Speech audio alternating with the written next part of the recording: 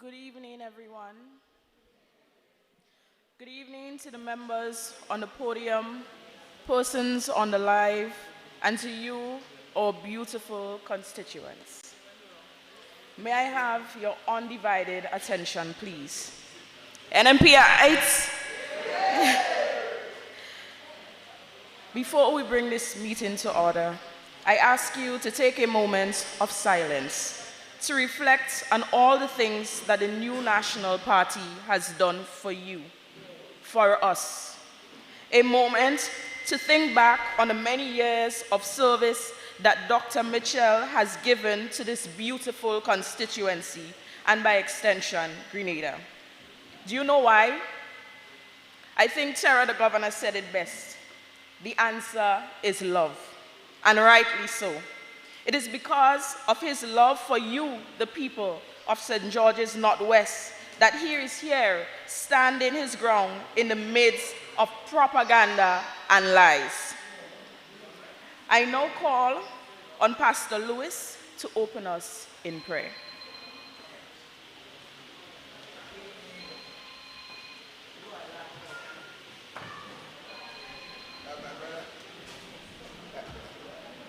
Let us all stand. Thank you.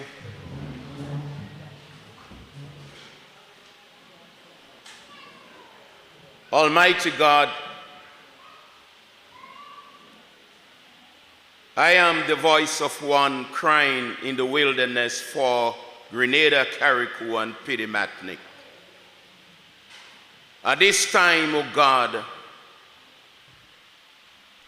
we are crying because Grenada is experiencing its darkest hour. After years of economic growth, after years of prosperity, after years of proper stabilization of our country, after years of love, after years of proper representation, Grenada has plunged into darkness. We ask you, God, to have mercy upon this beautiful island. An island that was once recognized throughout the Caribbean. An island where people enjoyed the best of what we have. But now, oh God, each day the people are crying, how long will it last? How long will it last? We remember the days of old when people used to enjoy being a Grenadian, when our economy was blooming, then people was buying. Our infrastructure was strong, but now it take a plunge under a bunch of incompetent people. Have mercy on us. But we ask the question, oh God, how long will it continue? And I can hear you are saying to us, there is an expiry date. And that's the reason why we gather here this afternoon, Almighty God, to put machinery in place for that rescue mission to rescue Grenada, Carriacou, and Pidimatnik. So I bring all our leaders here this afternoon, oh God. We ask you, God, to touch everyone. We ask you, God, to put words in the mouth that they may speak, oh God. And as they plan for that rescue mission, grant each and every one of them knowledge, wisdom, and understanding. And as we gather here, Lord, help everything that will be done here this afternoon will be done in decency and in order. We thank you, God, for taking many of us from one part of Grenada to the other part safe. And we ask you, God, to bless us. We ask you, God, to let this meeting be a success, as in every meeting. Bless our heart. In Jesus' name, may everybody please say amen and amen.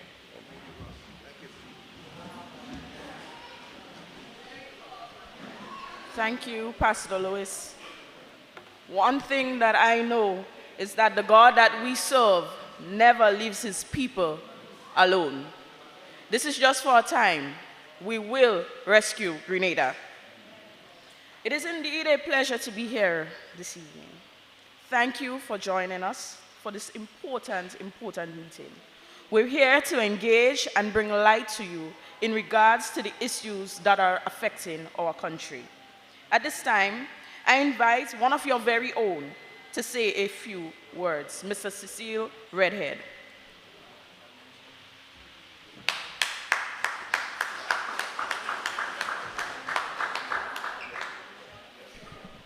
Good night, NNPites.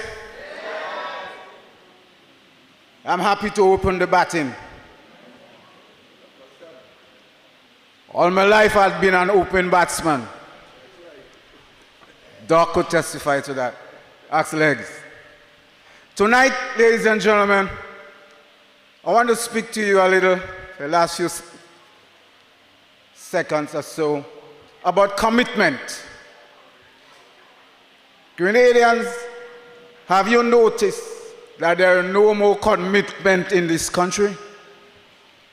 Slackness, slothfulness from top to bottom. But I want to say here, when I look at the crowd, I look at your response, we sung sort of a cold. Now, let me tell you something, NNPites. We have nothing to be ashamed of. Do you know that the only government in this country with a pass mark is the NNP? Everyone else has failed us. The only party, the only government Grenadians can be resting in peace with is when the NNP is around. You hear the cry all around. Oh boy, if it was the NNP. Only if it was Dr. Mitchell, things will be better.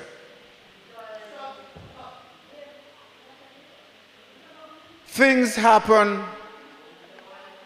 and I'm not convinced, and nobody could convince me, that what took place in this country 2 years ago was for a purpose. But what I want you to do is to not let us lose faith and be committed. Ladies and gentlemen, NNPites, if there was a time we ought to be committed, it's today. You see,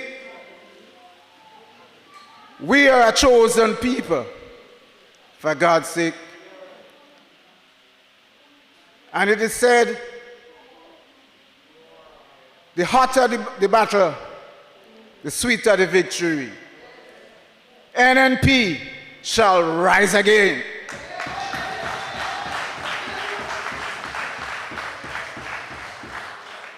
I'm talking commitment here tonight, ladies and gentlemen, because it seems as though we've gone cold feet. It seems as though we've gone into hiding. And I want to tell you, there's nothing that we should hang our heads on. Ladies and gentlemen, I, Cecil Redhead, was the first NNP in prison. And I want to promise you, Doc, that I will be the last.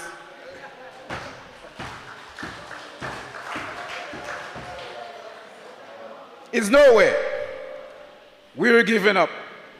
Because you see, as I said earlier on, we are the group We are the organization with the pass mark. And when a man knows that he can pass the test, he could never walk with his head down. So tonight, ladies and gentlemen, let me remind you, rekindle your commitment for your party and government. One day, it is said that weeping endureth for a night, but joy cometh in the morning.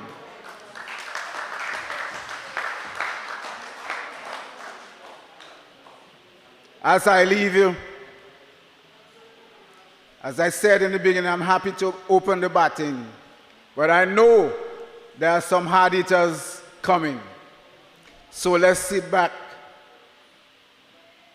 and open our minds, open our longings. It doesn't matter where we're at now. Forget about where we're at now. Take a long look for tomorrow and for that next glorious day. Have a good night. Be committed. I thank you.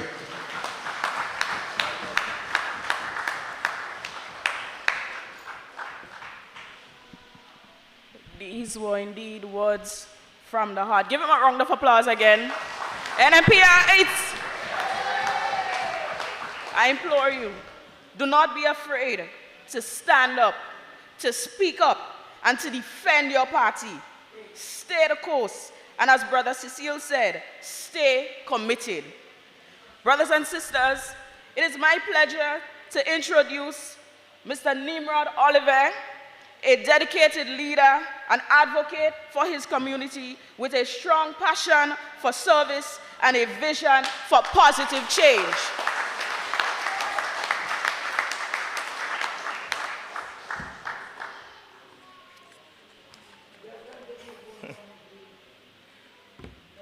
Pleasant good night to our political leader and former Prime Minister, Dr. the Right Honorable Keith Mitchell,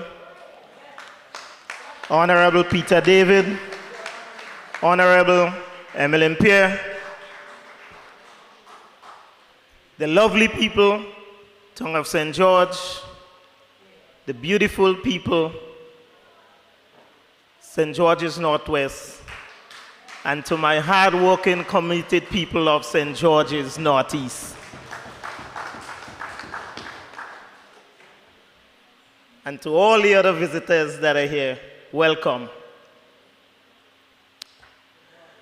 Tonight I want to talk to you a little bit about national security and our youth, our young people. But I want to begin by zeroing in on the rise in crime and the demoralization that now exists within the Royal Grenada Police Force.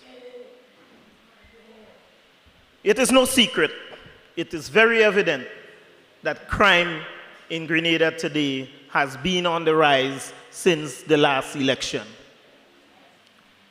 We are witnessing a troubling increase in criminal activities across our communities. The root of this issue is not just the action of a few, but rather it's a systematic breakdown of law enforcement in Grenada. We sounded the alarm very, very early. I remember our political leader speaking about it. I spoke about it. Others continue to speak about it. The political interference in the Royal Grenada Police Force is at the heart of the problem that we're seeing today. There's something called meritocracy, which is the principle where people are hired, promoted, and rewarded based on their abilities and performance. Today, that principle has been eroded in our police force. The National Democratic Congress, somehow in the infamous wisdom, decided that they could run the police force based on political affiliation. And that has caused us tremendous decay that is at the heart of the problem that we are seeing today. Officers are being hired and fired and promoted based on political affiliations, not on their qualification and their dedication. Favoritism has caused a widespread drop in morale among our police officers. Imagine you take the sister island of Carriacou, a seasoned veteran officer, and you have the minister up there saying to the police commissioner in the officer's presence, I don't want him here. Send him back to Grenada. And it gets better. That officer in question, his brother, is a sitting MP. He's a minister of government. But the minister in Carriacou is giving instruction to the police commissioner. And true to form, that officer was on the boat back to Grenada that very said day. I've been around the police force in Grenada here a very long time, during NNP time. And I've never seen Dr. Mitchell, Honorable Peter David, Honorable Emilyn Pierre, or any other government minister give police officers direct instructions.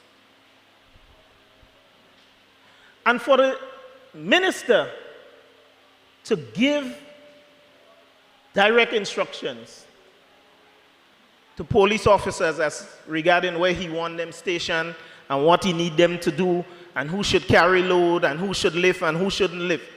And for the police commissioner not to stand up for his officer shows that we have a very, very weak police commissioner in Grenada. But it gets better. When another senior officer spoke up and said, Mr. Minister, with all due respect, you cannot be giving my officers instructions. You should come to the police commissioner or in the very least have a conversation with me. But you shouldn't be deploying my minister and moving them when we assign them. You know what happened with he also? He was sent down from Carriacou back to Grenada. I'm giving you the examples to show what we are dealing with in Grenada here today.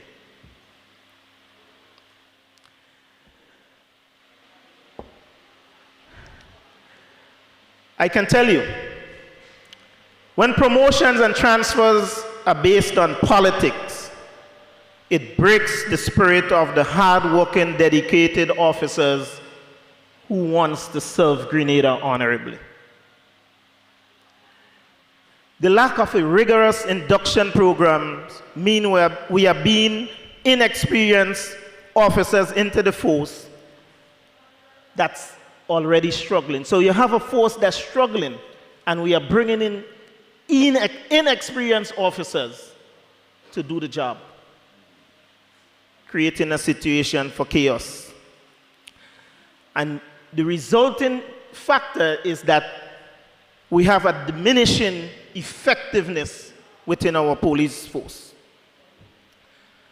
But I want to stand here tonight and tell you, each and every one of us has work to do so that the NNP could win the next general elections. And in so doing, we would restore our commitment to our police officers. The new National Party is committed to restoring the dignity to our police force. When we return to governance, we will ensure that meritocracy is the foundation of all promotions and hirings. We will work to rebuild the trust and motivation within the force, providing proper training, mentorship, and resources for all our officers to serve with pride and effectiveness.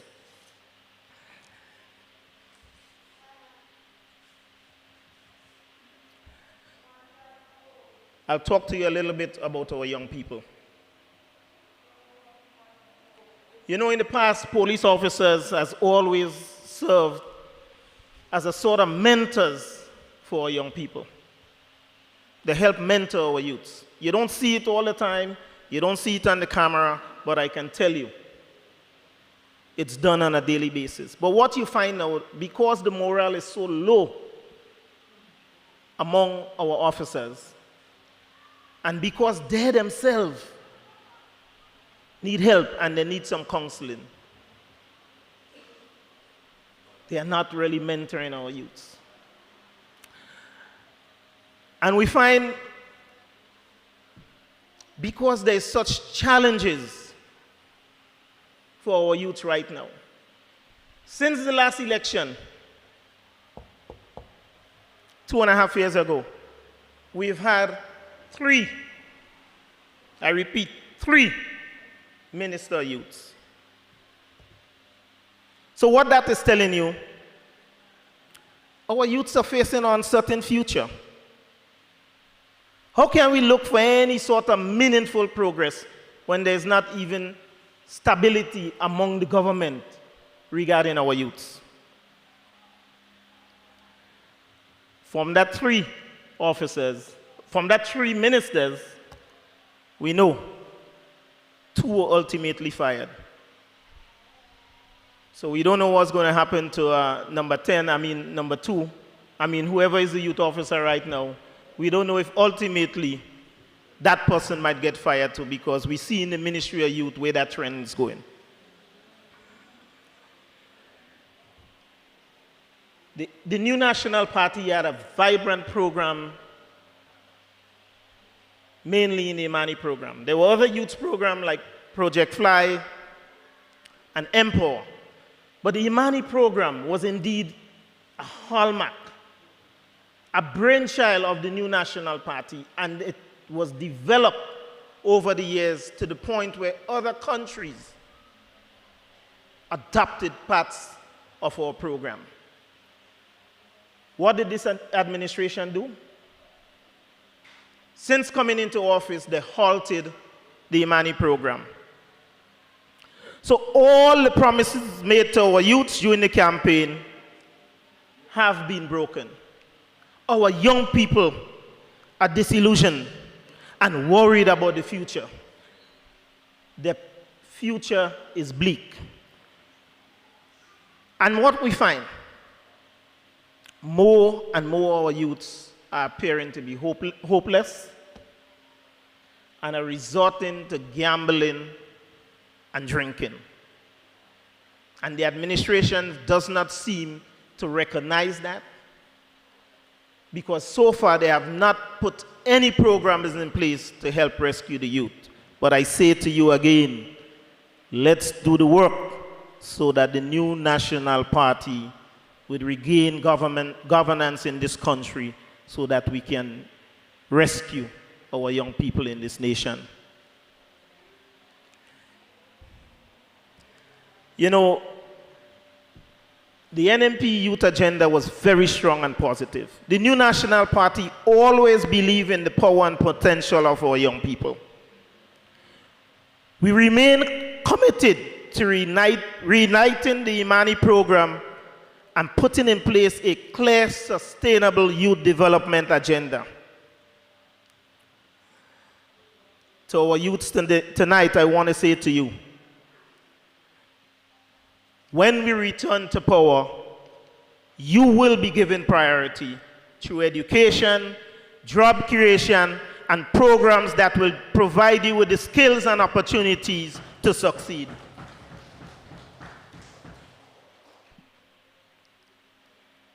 Brothers and sisters,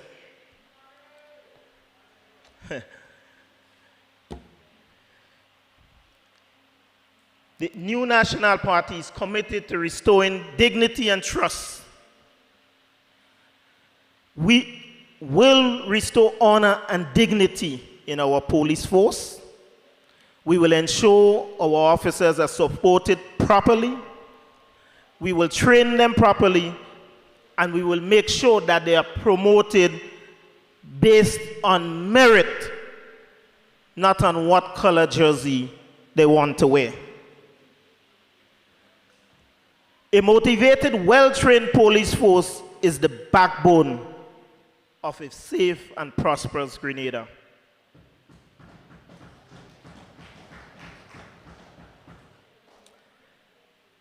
The youths are the future of Grenada. We will make them a top priority. The NNP is committed to building a brighter future for young people, one where they are given opportunity to thrive and contribute and lead. We will embolden our young people to become leaders in this beautiful land of ours. And as you can see, the NNP has already started with our young MC right here. And you know, there's many more like her, so we will embrace them and bring them up through the ranks. We wouldn't just campaign on it, we will make sure that it's done. Brothers and sisters, before I leave, I want to say to you, the new National Party is ready to return to governance with a clear plan to address the challenges we face today. We will work tirelessly to bring stability, security, and opportunity to our nation. Together, we can restore pride in our institutions, safety in our communities, and hope for our youths. I want to say to the Minister of National Security and the Prime Minister of this country, the buck ultimately stops with you. So if you have your ministers directing the police commission, giving the police commissioner instructions, it shows that you are not an effective leader. And if you cannot control your ministers and or even pick a commissioner with a backbone that would stand up for its police officers, then do the right thing. Call the election so that we can ensure that men and women that love Grenada and can lead takes governance for this country so that we can continue the work that was started, because Grenada is tired of being the laughing stock around the Caribbean, and we need to put an end to it. So to you, Minister of National Security and Prime Minister, if you cannot take care of your national security, then you cannot take care of this country, because national security is everything that this country needs in order for the other sectors to work. Brothers and sisters, let us continue with the registration. Let us continue to talk to our young ones that are just becoming of the voting age. Let us not hesitate to point out to them the ills and the incompetence of this NDC administration. It's 2.5 years, and we are struggling. We need to ensure that we win the next election. And it would be remiss of me if I didn't say to my brothers and sisters in Carriacou, and I know Pastor Lewis wouldn't forgive me, the new National Party is standing with you. We will do everything in our power to ensure Carriacou rightly gets what's deserving of them.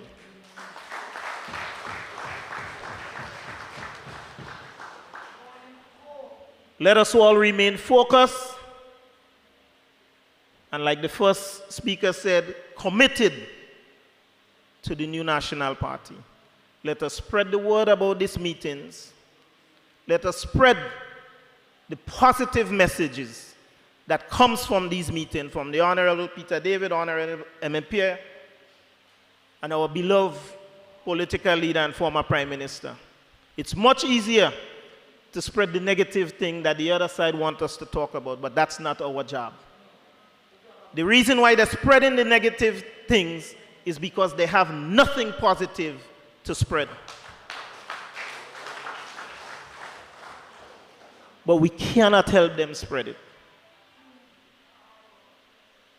We have our own messages because we have to rescue Grenada, Carriacou, and Petit Martinique.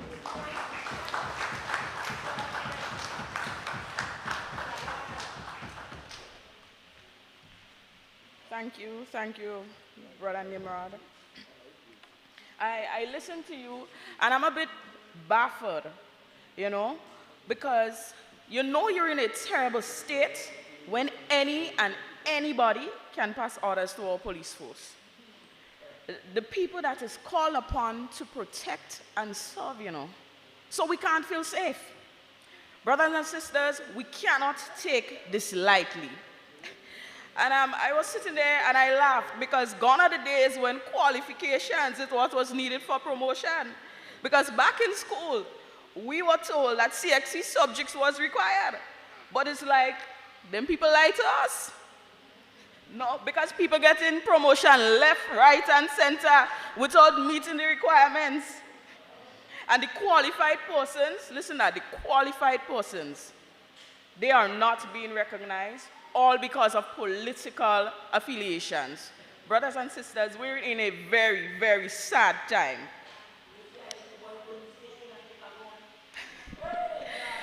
Brothers and sisters, we will continue, and we will rescue these policemen from under this government.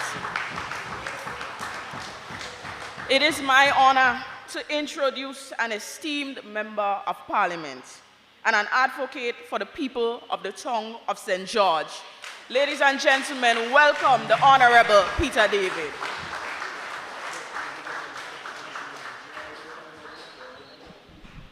A pleasant good evening to everybody.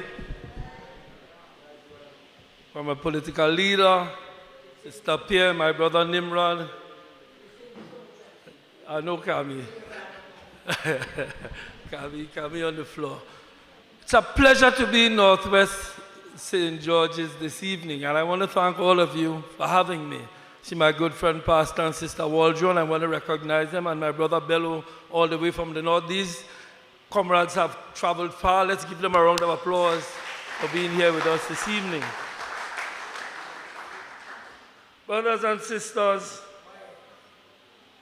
your presence here this evening demonstrates a commitment. I think the first speaker, the cricketer, started his comments by talking about commitment. I think your presence here this evening demonstrates that you have a commitment to this party. But your commitment to this party is not simply a commitment to the party. It's expected that that commitment is a commitment to the country, to Grenada. And as my brother Nimrod ended his speech, there's all kinds of noise in the marketplace, all kinds of noise, all kinds of talk. In fact, these days with Facebook and Twitter and all of that, you don't know what is truth and what is not truth. All I can say to people is that we need to focus our thoughts on how we come together to build this country. It is my view that the new National Party is the best vehicle, has been the best vehicle to develop this country. There's no doubt about that. As I go around the place, I meet farmers, workers, businessmen, teachers, public servants, and all of them in unison say one thing: we are in trouble. The fact is that this government has been underperforming from the beginning. The incompetence. But the fact is, I am not one to always be criticizing because I believe we have to find solutions. But the fact is, and I think one of the biggest problems, and I say this to them all the time in the parliament. You have years of experience among the leadership of the NNP, years upon years. I remember in the campaign I used to say, when NNP was out of people always used to say, boy, if it was the NNP. The fact is that we have offered them advice over and over, but they refuse to listen. And I think that is the major problem. Dr. Mitchell is well known for the proper running of this economy. Nobody can doubt that. So why aren't they listening? Simple arrogance. A refusal to accept that there are good ideas coming from the NNP. You won the elections already. You don't have to worry about the NNP. Let us focus on building Grenada. No party will win all elections. That's not how the system is. But the party that is in opposition has a duty, a responsibility to offer ideas. And the government has a duty and a responsibility to consider these ideas. But you know, our experience in Parliament, look, we recently had Parliament. It was clear that there's a refusal to even consider anything said by the opposition. And they will pay a price for that. Because at the end of the day, no government knows everything. I believe, brothers and sisters, that this party, the New National Party, is the party that will take this country forward. I believe that. This party represents the workers. This party represents workers, not only the urban workers, but the rural workers. This party represents farmers. I had a conversation with a few businessmen last week. Businessmen are saying things are slow. We're crying about prices. They're crying about income. The truth is, everybody bawling. Everybody is saying that we are in trouble. The business community, the farmers, the workers are all saying that we need change in this country. Brothers and sisters, a big issue is cost of living. I don't know how some people making it. I mean, I make a decent living. I mean, I ain't rich, but I ain't broke either. But when I go to the supermarket, if I walk with less than $300, I ain't leaving there with nothing. And that is some people's salary for a week. Some people's salary is $600 and $800 a month. I don't know how they're making it. How they're taking care of their kids. How they're providing what kids, and you know, things these days, you know, the kids these days want stuff. Because they've seen it on the internet. I empathize with mothers who have to face that. And we have to address these concerns. Nobody is saying you'll make it perfect, but don't tell us that everything is good when we know everything is not good. We feel it, everything is not good. Cost of living is a serious problem. Agriculture, the farmers. You know, Beryl hit the farmers hard a few weeks ago, a couple of months ago. To date, the farmers have not seen the rescue. The rescue from this government. I advocate that we sit with the farmers. Look at the marketing board. Big issue in the campaign, marketing board, we're coming in, we're going to restructure. Tell me when last you hear about the marketing board. Ask the farmers. And a big issue for the farmers is markets, labor.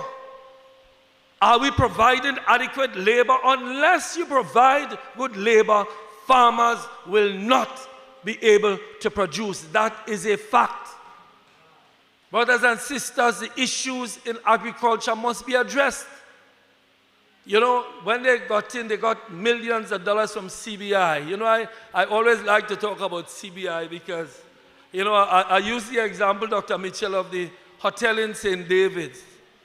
When we were in government, the government under the leadership of Doc brought in several investors, including the Range Hotel and the Intercontinental Hotel in St. David. And the people of St. David's were really happy.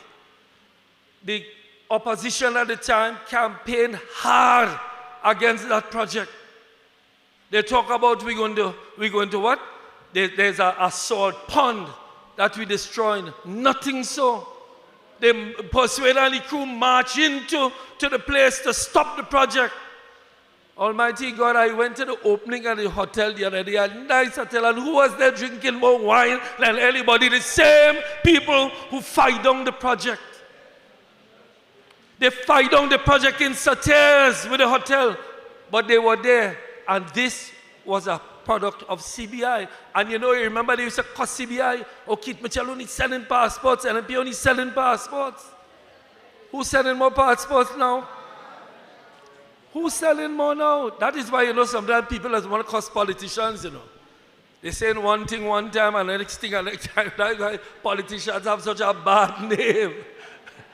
If something good is good, CBI under the NNP led to a good stream of income that led to a lot of good projects, full stop. But the opposition didn't like it, so they cussed it, but now they embrace it more than anybody.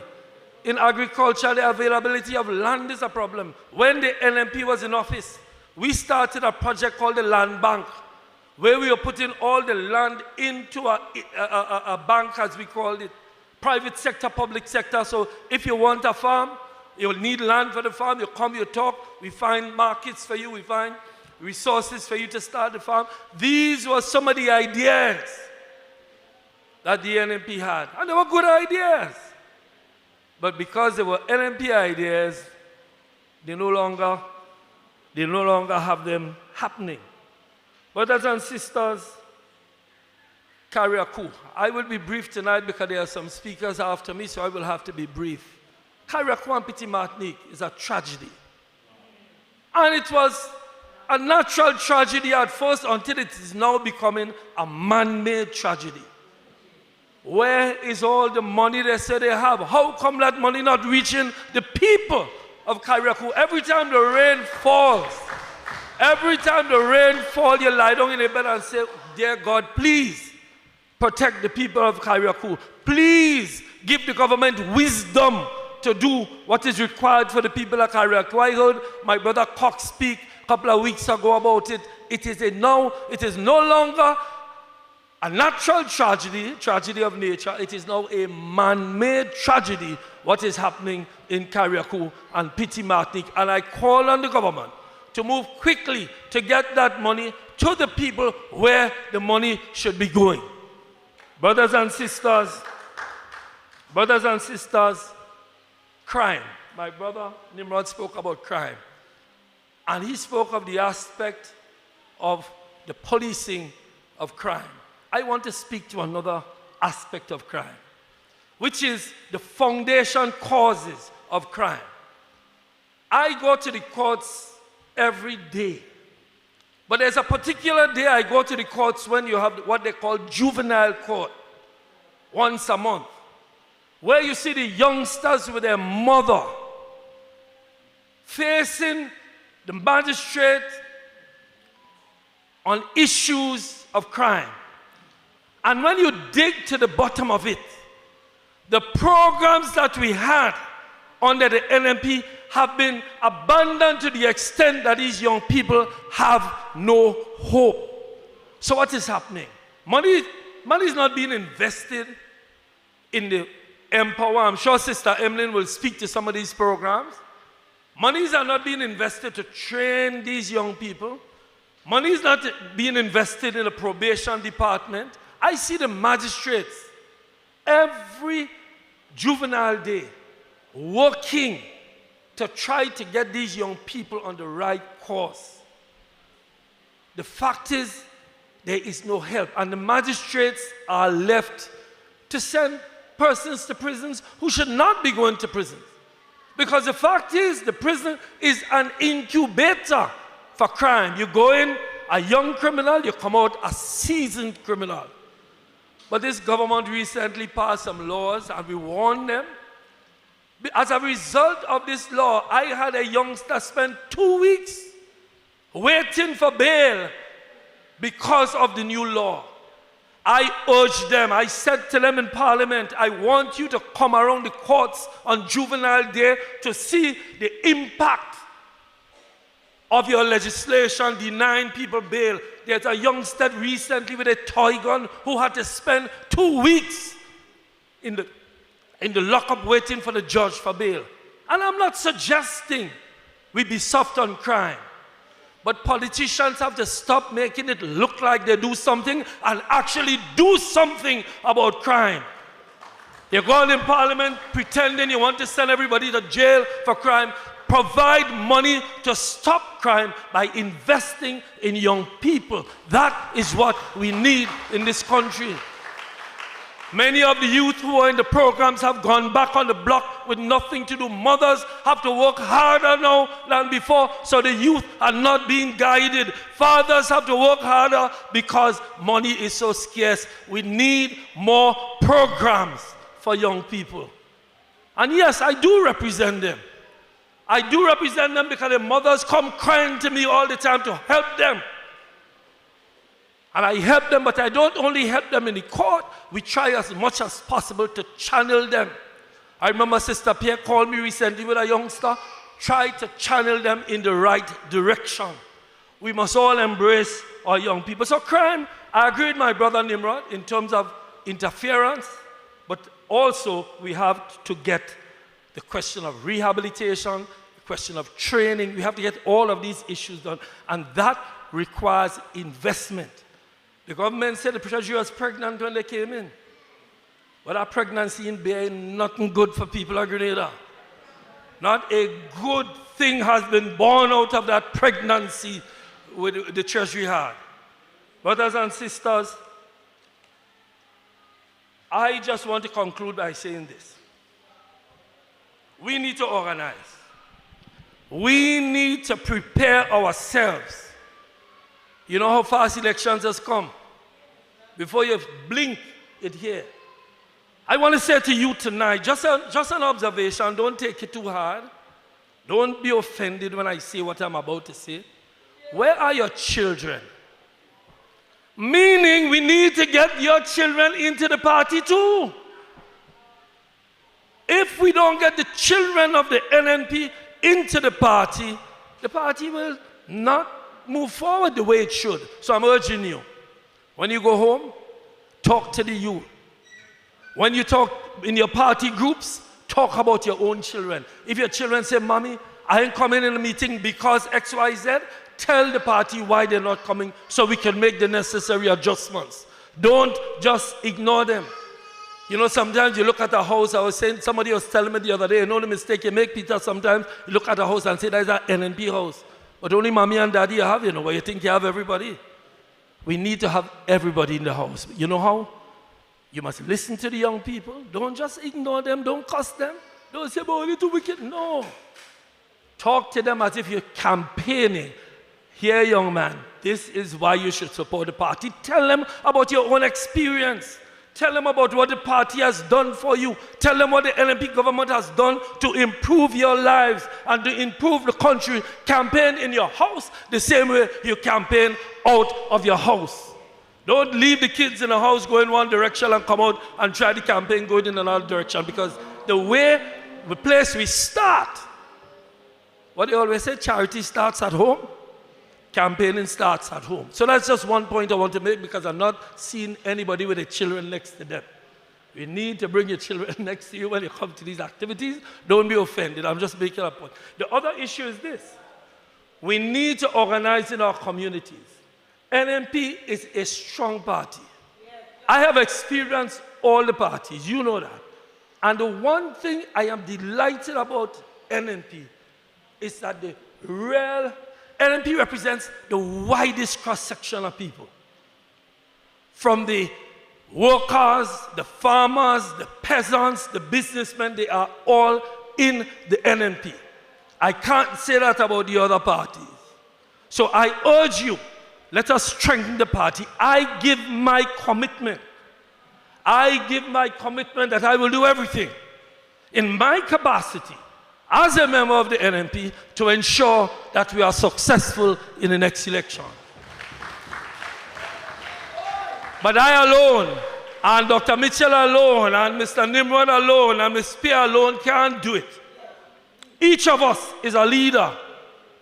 Each of us here has to lead wherever we are, at your workplace, in your house, on the playing field, in the church, wherever you are. And you know what you need to do? Don't curse people away. Bring them to you. Bring them into the party. The only way we will win is by adding numbers.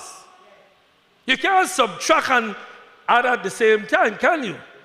So don't subtract. Talk to them on the first day. It's like you meet your girlfriend on the first day, she might want to go a second date with you, but you talk. Eventually you'll get a date. Treat everybody as a potential voter. That is the only way we will win. And we not only have to win, we have to win strong. So, brothers and sisters, ladies and gentlemen, comrades, I want to thank you for having me. I am sorry that I may have to slip out early. Tonight is one of the birthday of one of my brothers, so I left and had to come here, but I couldn't resist coming here. So I'm going to that birthday activity, but I want to say to you, thank you for supporting the party, and I look forward to the celebrations of victory whenever that date comes. May God bless you.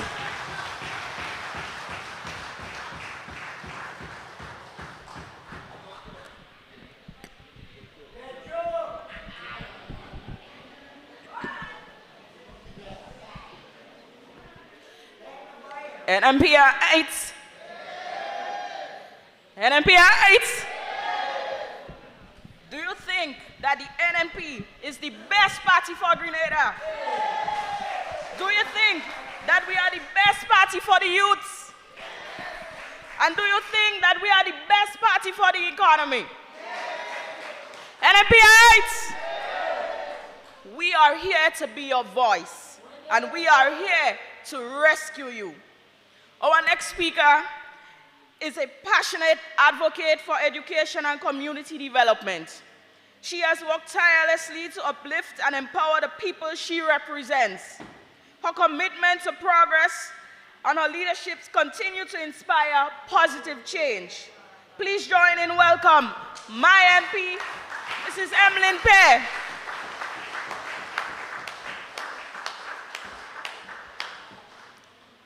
Thank you, Amanda. Thank you. Okay, so I want to especially recognize tonight the political leader of the New National Party, Dr. the Right Honorable Keith Mitchell, your own parliamentary representative.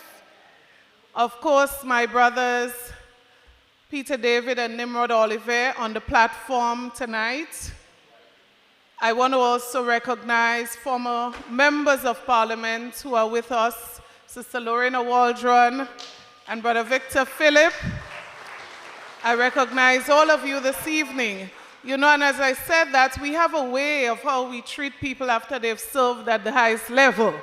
You know, and I'm praying that this is something we change in this country one of these days. Brothers and sisters, this evening, we gather recognizing that we have a right to do so. Nobody can stop us. Our fundamental democratic rights allow us the freedom of assembly. We can assemble at any time. We can speak on issues. That's all right. Unfortunately, sometimes, as I said before, you get the impression from some people that these rights are not being protected by the very people who should be protecting our democratic rights.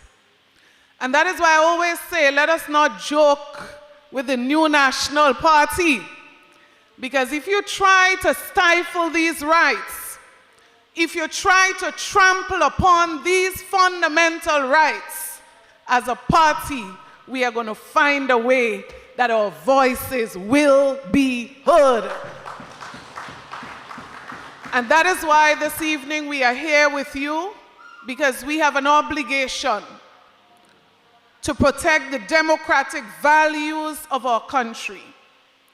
We have an obligation as an opposition to scrutinize the government. You know, when I got into this 20 years ago, I understood very well that there are times that you would be in government and there are times you're going to be in opposition. That's what it's all about. Quite possible. Why? Because it is the voice of the people, it is the will of the people. That's what we respect. But I've always understood that wherever we are, in government or in opposition, we have a responsibility to represent the voice of people. So it doesn't matter where we are. And so we are currently in opposition. I understand absolutely so that we have a very important role to play in the development of this country. And so anybody, I don't care who they are, anybody who gives you the impression that an opposition's role is just to sit down and look at the government, or we should just be quiet, and we should just encourage them, and we should just tell them that everything they do is right. I'm telling you, anybody who presents this formula for opposition, it is either they are hypocrites or that they are really naive. They really don't know better. Because the very construct of our democracy makes room for a vibrant opposition.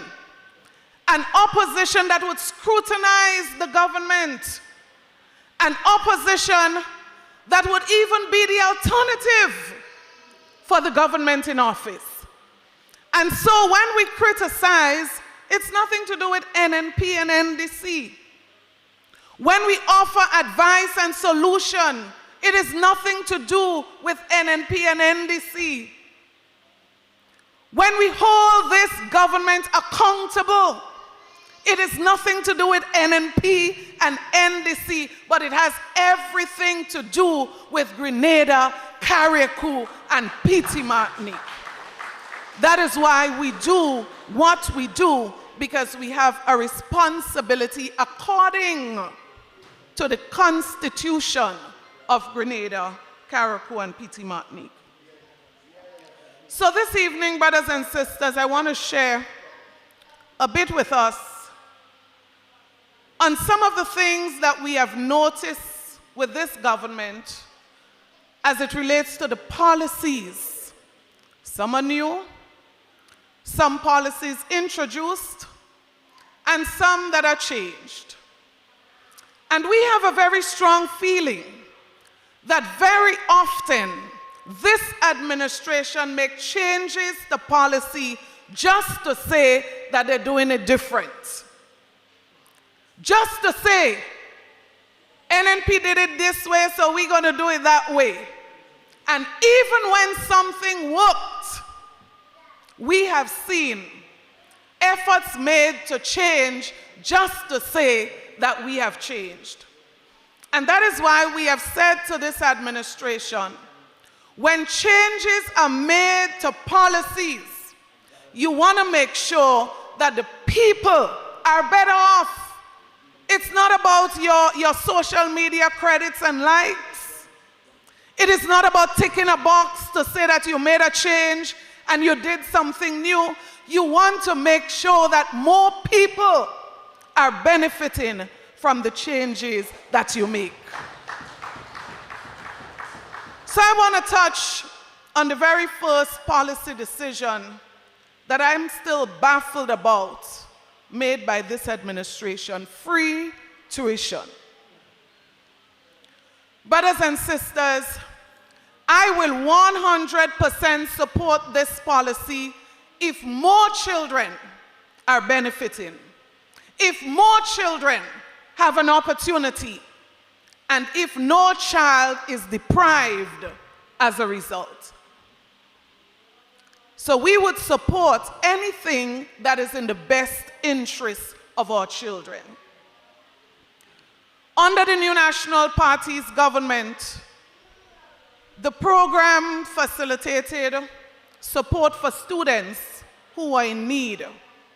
And we encourage those parents, we encourage those persons in communities, people like Ms. Waldron and others. We encourage them, support a child, help a child. You may have, but you might be in a position to help somebody else's own.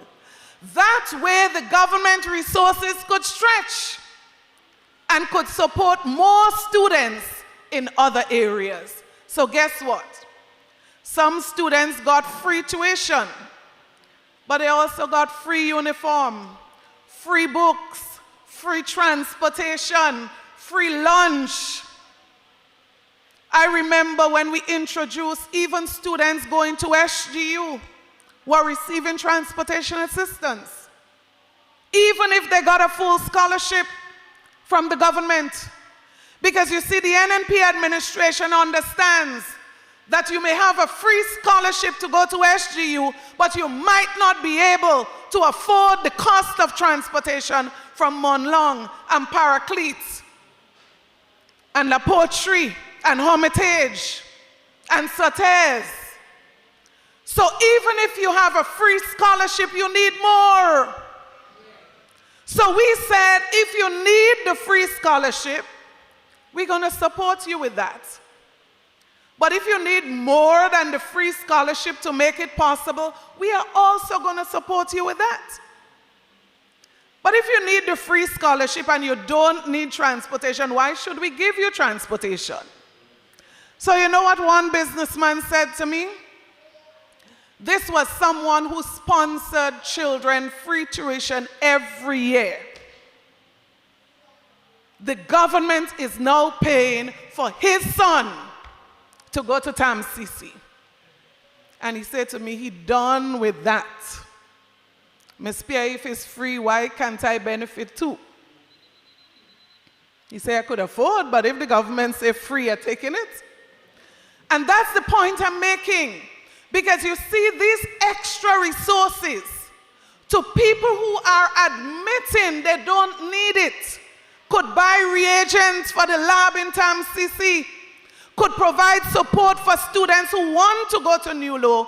Tuition is free, but they cannot afford the material for plumbing and for electronics or for air conditioning and refrigeration, whatever. Because you see, tuition by itself does not afford you the full access to education. And so we are saying that this policy is flawed, and this policy must be revisited. So if you have enough CBI money to give everybody free tuition, great. But no child must be deprived of an opportunity to access schooling because they do not have the other resources.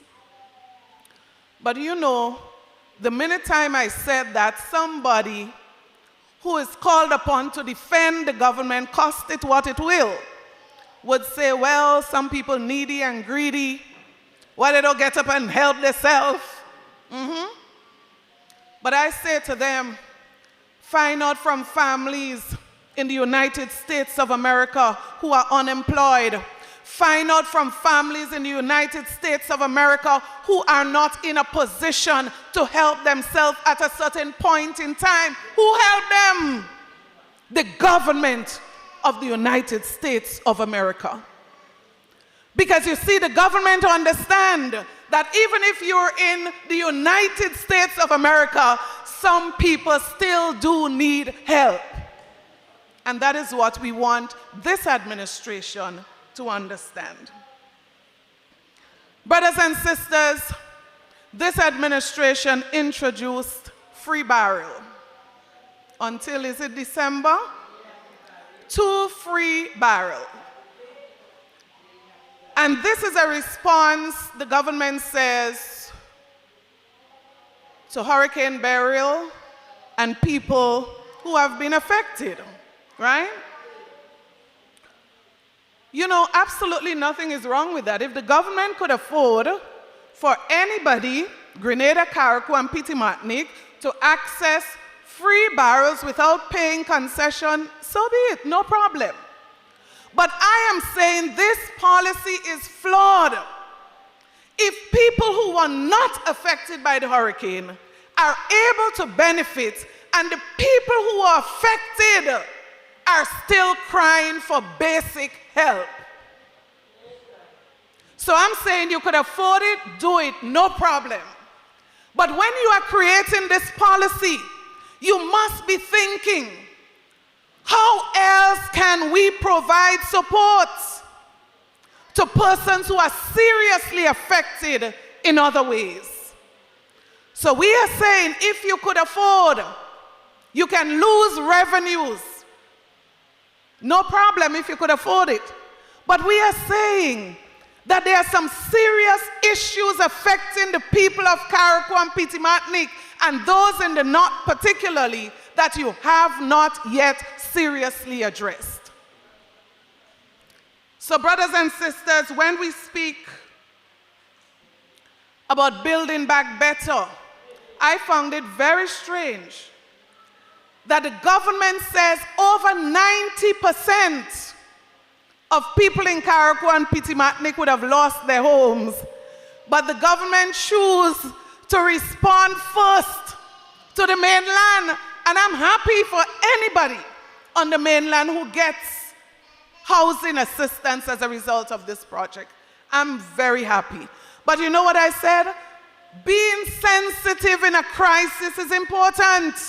So we could have launched on the mainland and in Carriacou and in Petit Martinique at the same time. Because you see, we have to be sending a message that we care about people.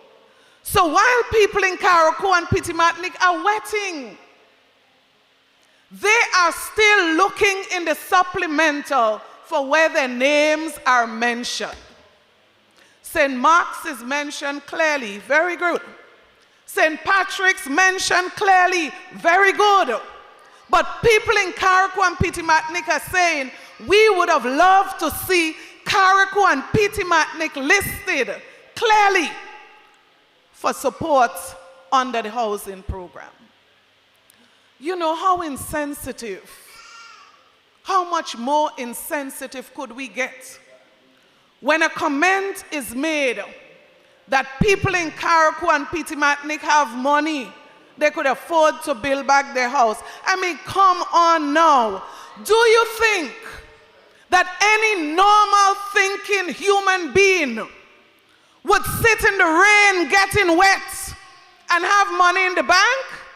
You think people are normal will do this? You have loads of money in the bank and you sit down below a tent wetting. That's not the normal reaction of human beings.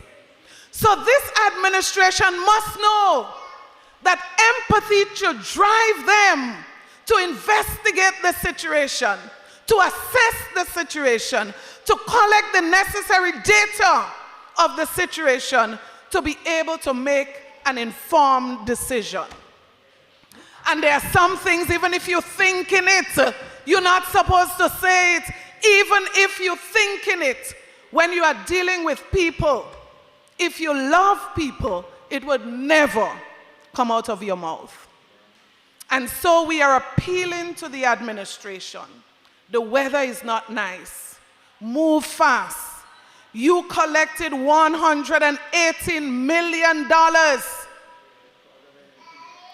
because of the visionary leadership of the new National Party government. And we are saying use that money quickly.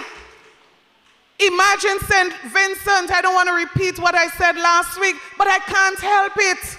I said it before, St. Vincent didn't receive $118 million, but they have repaired hundreds of houses already. We are saying use the resources that you have to rescue the people of Carriacou and Petit Martinique.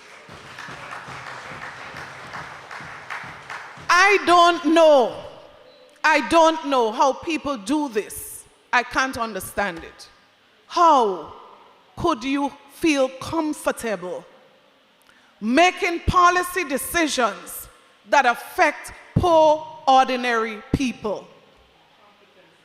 But I guess that is what the people of Grenada wanted. Brothers and sisters, the policy of free lunch for every child. I've always said, again, if the government wants to tick a box to say we did something new, by all means, no problem. But you see, when you introduce a policy, when you make a policy of such importance, it should not be affecting so many people. So any person in this room who is old as I am or older would know. You're older, you're younger, any person in this room would know that the government of Grenada provided free meals to students in school. Students were asked to pay $1. Even teachers were benefiting and are benefiting from this program. And I remember we took a decision to say if a teacher chooses to benefit from this program and makes a financial contribution, nothing wrong with that. Yeah? So some teachers were paying $5, some were paying more, some schools had different programs. Brothers and sisters, when this administration did not understand that there is no child in Grenada who could not afford a meal, did not have a meal, was left without a meal, something had to be wrong. Because every principal in this country would tell you that they have sufficient empathy, that when children came without the dollar, they were provided with lunch. And that has been there since, according to some people, since Jesus was a little boy. That's the policy that's been there. No problem. The government said, we want to change that, and we want to give every child, doesn't matter if you could afford or not, every child, let us give every child. That's a big decision. You know that there are some children who could not afford food on Monday morning gone. And guess what? Last week, Monday, school reopened, and some children who came from needy families did not get food in school because of this new policy. In one school in my constituency, parents were told, give children lunch for 2 weeks until we sort out things with the program. Brothers and sisters, I'm saying, and get me right this evening, if the government wants to introduce a program to say free lunch for students, free lunch for neighbors, free lunch for the whole world, no problem. But it must not make the situation worse by the introduction of a policy. That's the point. So I'm calling on the government to get its act right. Move quickly, because there are children who genuinely depend on these meals. And there are parents who didn't mind. So think of a mother who leaves home 5 a.m., 6 a.m. in the morning to catch a bus to go to St. George's. She appreciated the program because she knew that her daughter or her son was taken care of in school. Don't do things to make the thing worse. We are appealing to the government. Let's get it right. Brothers and sisters, I want to close this evening by reminding us that the people of Grenada, Carriacou and Petite Martinique, decided through the ballot that they wanted a change in government. And as I said, that's people's right. But you know, when I reflect and when I listen to people, inclusive of people who are supporters of this administration, I am convinced that the many promises of the current administration is what would have driven some people to make a decision to support the current administration. I listened to them very carefully. So when you ask people right now, and mind you, many people did not vote for them. You're wondering who voted for NDC right now, because so many, not me. Yeah, I saw people who were rejoicing into the polling station. And you know how the saying that, what you say, walk in and dance out? They walked in, they danced out, rejoicing. And when you ask them now, how you think the government do it? I don't know. I didn't put them there. Not me. But when you have a serious conversation with these people, you know what they say? We genuinely thought that this administration was going to approach governance differently. We genuinely thought that the things that they promised, that they were serious about delivering on them. So when the administration said, or then in opposition said, that every Imani trainee will be made permanent, I can't vex with any Imani in my constituency who voted NDC. I'm not going to get vexed with them. Because they truly believed. And you know what was very dramatic about the way that they made their promises? With the stroke of a pen. They added adjectives, descriptive words, so that people could understand how quickly they would move on the promises that they made.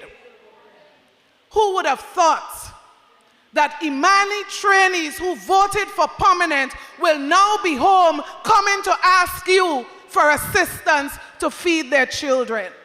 Who would have thought? Brothers and sisters, the current administration said to persons who were employed with the government back then, don't worry, Kit Mitchell and his team don't care about you. When we get there in the stroke of a pen, we are going to make everybody permanent. Brothers and sisters, today, these said people are saying they don't know what they were given to drink, because guess what? The government would not even have a conversation with the union to discuss the promise that was made during the campaign. But you know what? Trust will always be a factor in the election of a government. And so, brothers and sisters, those persons in the public service who felt that they were guaranteed permanent employment, even if we said, let us find a formula that could work for a win-win situation, workers happy, and the country can continue sustainable development. That's what we were saying. I appeal to this administration on behalf of our party. Sit down with the union that you love so much in 2022. Sit down with the union that you encourage to walk up and down the street protesting. Sit down with the union and discuss the future of the workers of Grenada, Carriacou, and Petit Martinique. Brothers and sisters, the administration said to, and I cannot blame people who voted for NDC. I cannot, honestly. The administration promised people, you don't have a house, don't worry, because we're going to be building 500 every year. Don't worry. Grenadian-style houses are coming. Brothers and sisters, 2.5 years. And all we getting is 3D models on the internet. And we still await those houses. I say people need the Grenadian-style houses now. And I say that because, as I've always said, money is not the problem. You said to us that money is not the problem. So let us deliver on the promises that were made. Brothers and sisters, I close this evening by saying to you, our party understands its role. Our party would never abdicate its role. Our role is enshrined in the Constitution of this country, and nobody should allow you to feel as if you do not have a contribution to this country because you are in opposition. Nobody. And that is why if you're an NNP supporter out there and you're afraid to go to a public meeting, I say to you, you are allowing people to stifle your rights because you have a right to freedom of assembly. If you're an NNP supporter out there and you're afraid to use your real name on Facebook to express your own view, you are allowing others to trample on your rights that are enshrined on the Constitution of this country. If you're an NNP supporter out there and you are refusing to take advantage of a program and to demand that you need support, I am saying to you, the resources of this country are for Grenadians, Caricunians, and Pitimacnicians. Do not allow anybody to make you feel otherwise. Let us stand strong. Let us defend this country. Let us protect this country so that this country will go up, up, up. Vigilance of the opposition, scrutiny of the opposition, and the recommendations and the support that this opposition will give to represent the people of our country. God bless you. God bless you.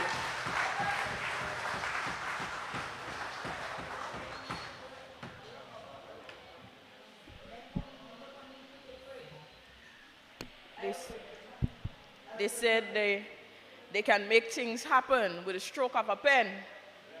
Well, brothers and sisters, I guess the pen ran out of ink. But brothers and sisters, we live and we learn. And the level of victimization outside here is real. And it's alarming. And my heart goes out to our brothers and sisters in Grenada, Carriacou, and Pitimacnic. Brothers and sisters, it was never like this under the new National Party. Everyone was respected. Everyone had a voice. The new National Party understands the meaning of constructive criticism because criticism inspires reflection and changes. Brothers and sisters, the NNP lives, breathe freedom of speech, hope, safety, and peace. And like Moses and the children of Israel, we will rescue you from the hands of Pharaoh. NNPites! I want to leave this here with you. And I live by this. Never be bullied into silence. Never allow yourself to be made a victim. Accept no one's definition of your life. Define yourself. Brothers and sisters, right now I want to introduce to you the man of the moment. A distinguished leader, a humble servant. He is known for his unwavering dedication to public service and his constituency. He has played a pivotal role in shaping the future of Grenada, Carriacou, and Pitimacnic. His legacy, brothers and sisters, of commitments and progress continues to inspire many. St. George's Northwest, St. George's Northwest, welcome, welcome your MP and our political leader, Dr. the Right Honorable Keith Claudius Mitchell.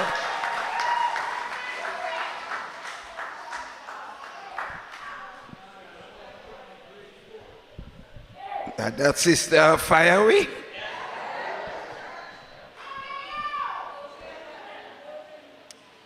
Yes.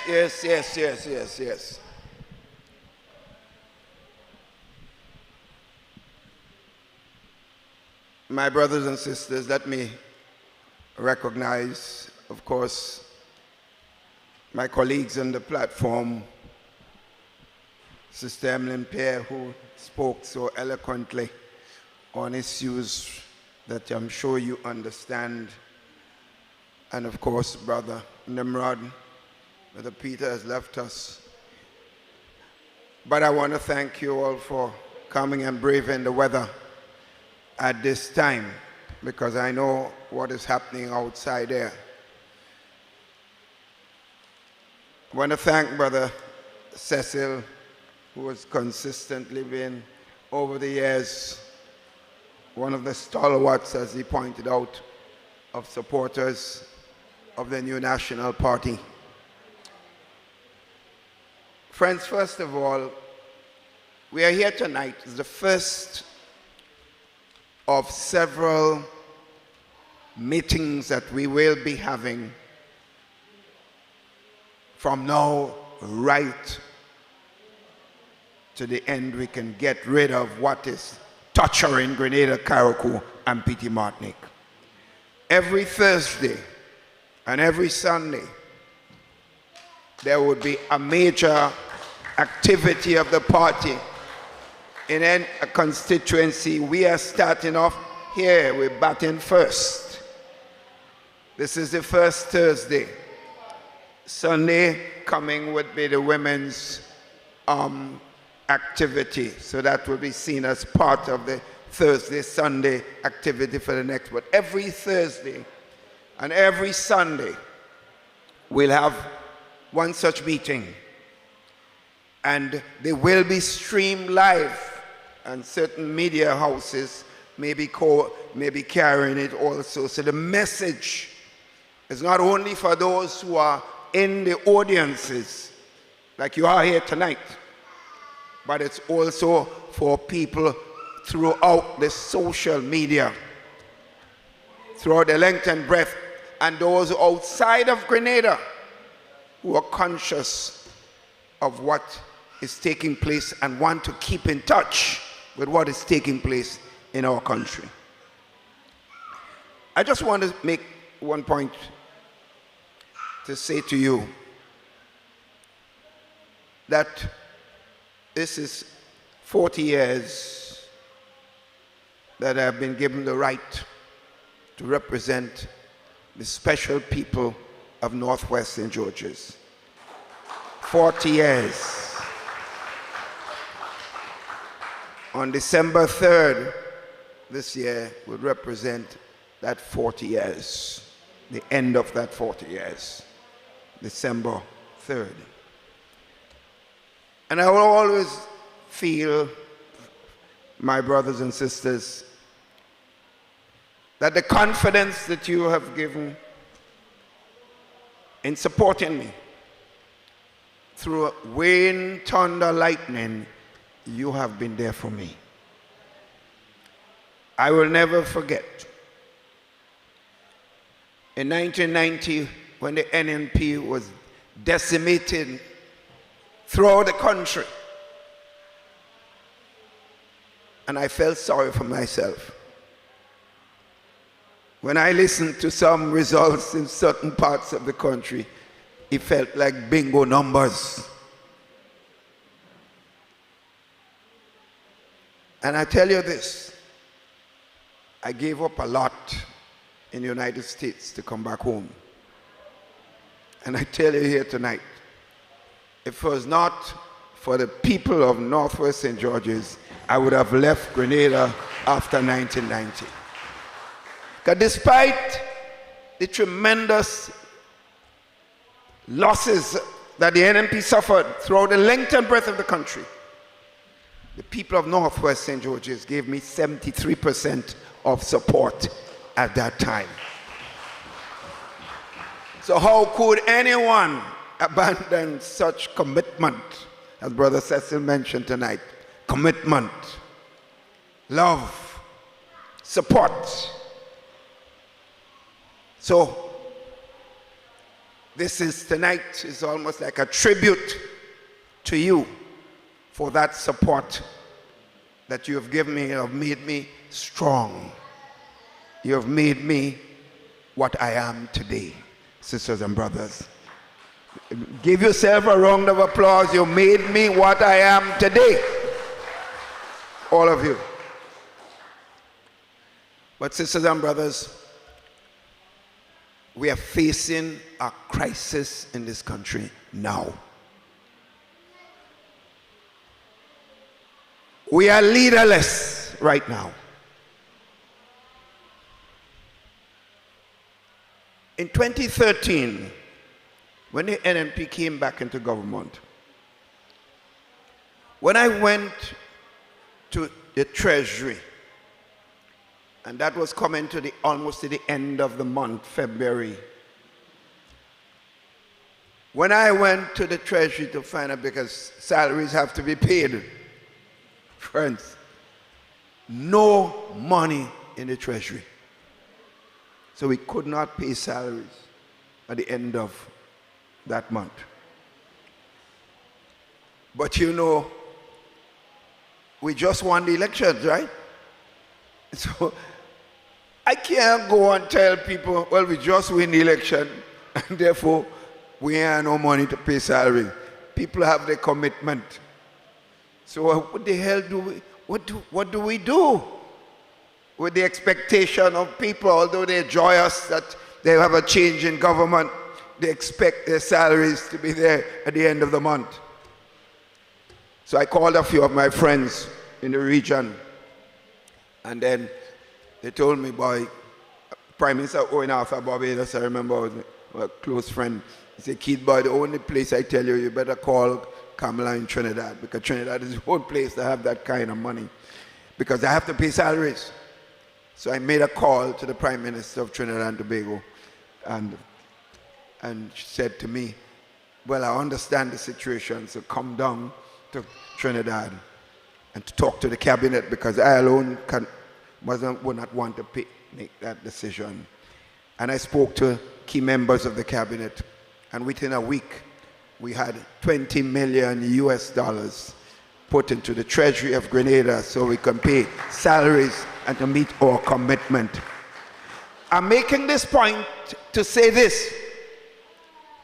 These characters in government today, they came into government and they themselves say they made a pregnant treasury, over $500 million.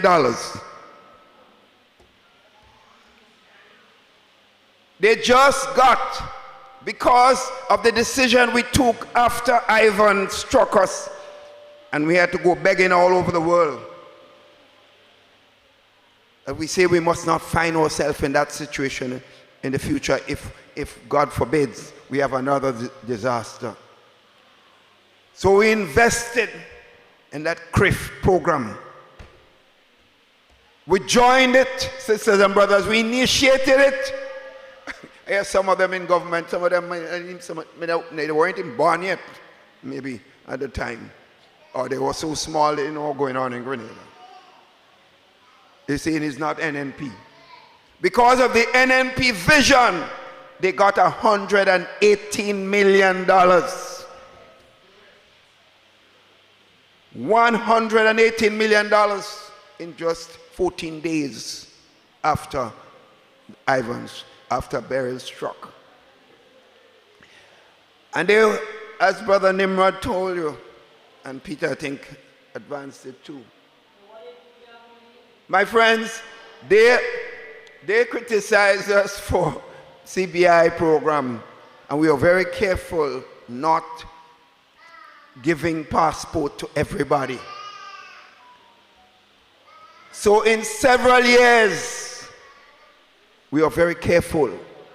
They come in 2 years, they have given about 5 times more passport in sales than we gave in several years of government. And they were the ones criticizing the CBI program. You see the type of people now in government today? The point I'm making is, you have all that money left for you. We had nothing when we got there. You get $118 million, and you have hundreds of millions of dollars from selling passports, as you see. So you have money for so. Carriacou and Peter Martinic suffered enormously. Parts of Grenada got some. The farmers got hit. But Carriacou and Peter Martinic got a brunt physical damage. With all that money, up to now, after a few months, you can't see nothing happening in Carriacou and Peter Martinic. Only a set of money for cleanup, and for this, and for that, and for that, while people are suffering. Because there's a group of people in government that simply do not care. They have no love. Their entrance into government was about themselves. What they could get and the life that they could live, while you pay the price. That is what we have in government today. Sisters and brothers, it worries me a bit that we had leaders in this country who struggled. Eric Gary had to fight revolution and struggle.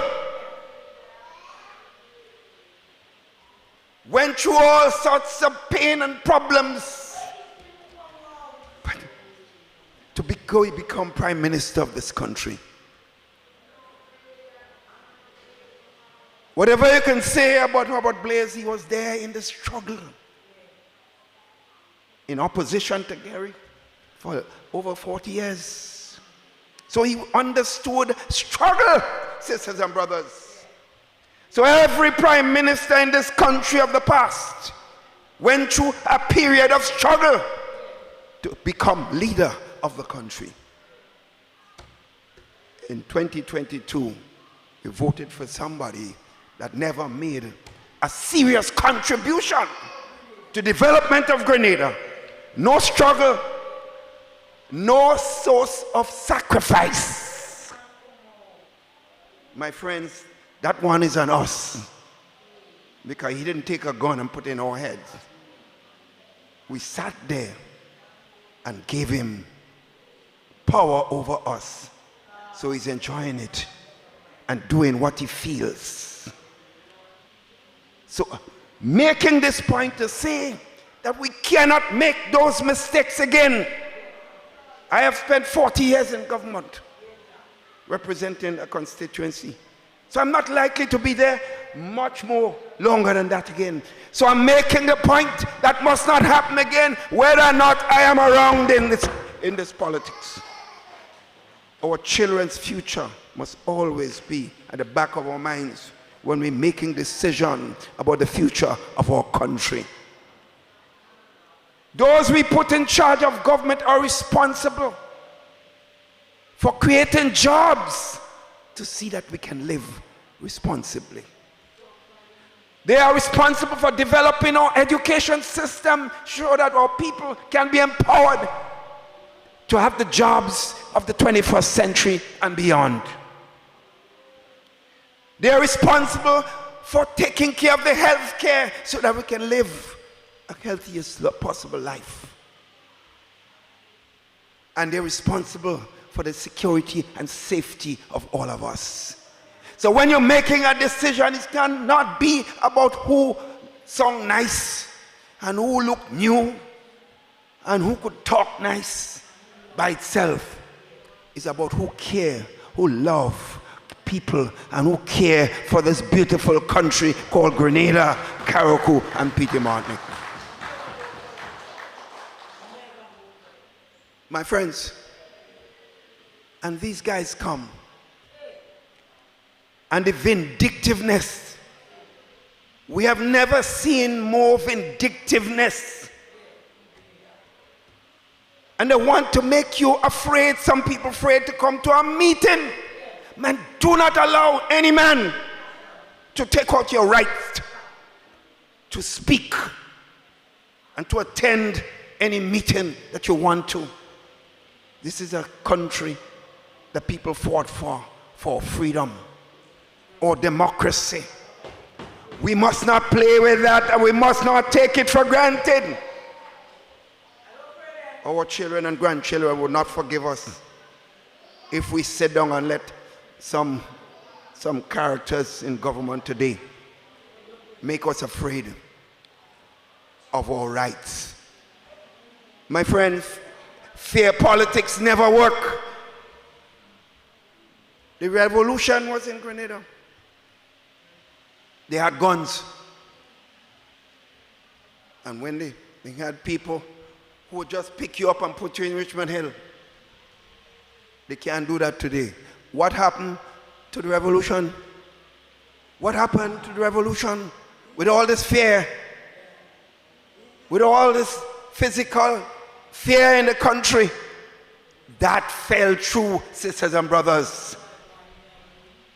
So this thing in government today, sisters, and these characters in government today must not be allowed to make you afraid for your rights.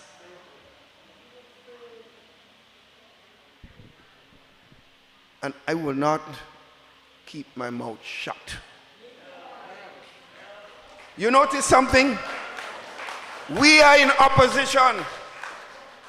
We have a government in office, and some people only cussing NNP still. They ain't cussing the government who destroying the country and making you suffer. Keith Mitchell literally resting. I say nothing, yet they still calling me name. They can't leave me alone. They don't know something. When you see an ant's nest, don't touch it, because when he get to rise, he gonna bite you. Sisters and brothers, when I spoke a while ago, I told you about the series of meetings. We are going to be active, because we cannot allow this present thing in government today to put pressure on our people and don't sit down and wait for 5 years. Sisters and brothers, you have to be active. Your voices must be heard, because when you see them with all this focal fear, they themselves are coward, you know. Anytime you see a man playing a lot of voice, is the first man before he hear noise, he running. You know that? The more you hear a man play bad, just hear a firecracker pass, man take off like Usain Bolt. So, stand up for your rights, my dear sisters and brothers. The arrogance in government, the hate. I came to the parliament the last session, and because I spoke about what is right, they decide I must not speak. I must not speak. So clearly, I leave in the parliament. One of the members walked out. I was being interviewed by a reporter, and the gentleman come out outside and jump up between me and the reporter, and like a crazy man. I said, but I have never seen that kind of behavior in my 40 years in the parliament of this country. That is the type of people that is representing this country today.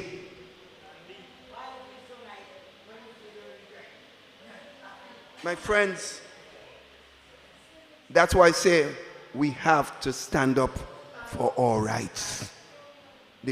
We cannot expect Emilyn, Pierre, Elvin, Nimrod, Peter, David, and others to stand up if we are afraid to stand up for our children and grandchildren's future. That is our fundamental responsibility, my friends. My friends, you had an economy that was working for you. With all the problems of nothing in the treasury, we took that country from nowhere, my friends.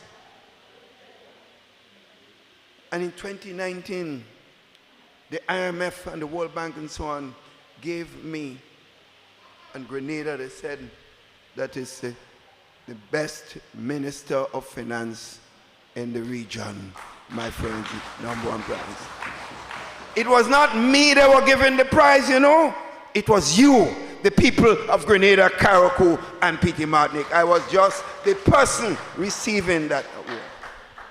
Because I understood where we took the country from and where we had it at that particular time.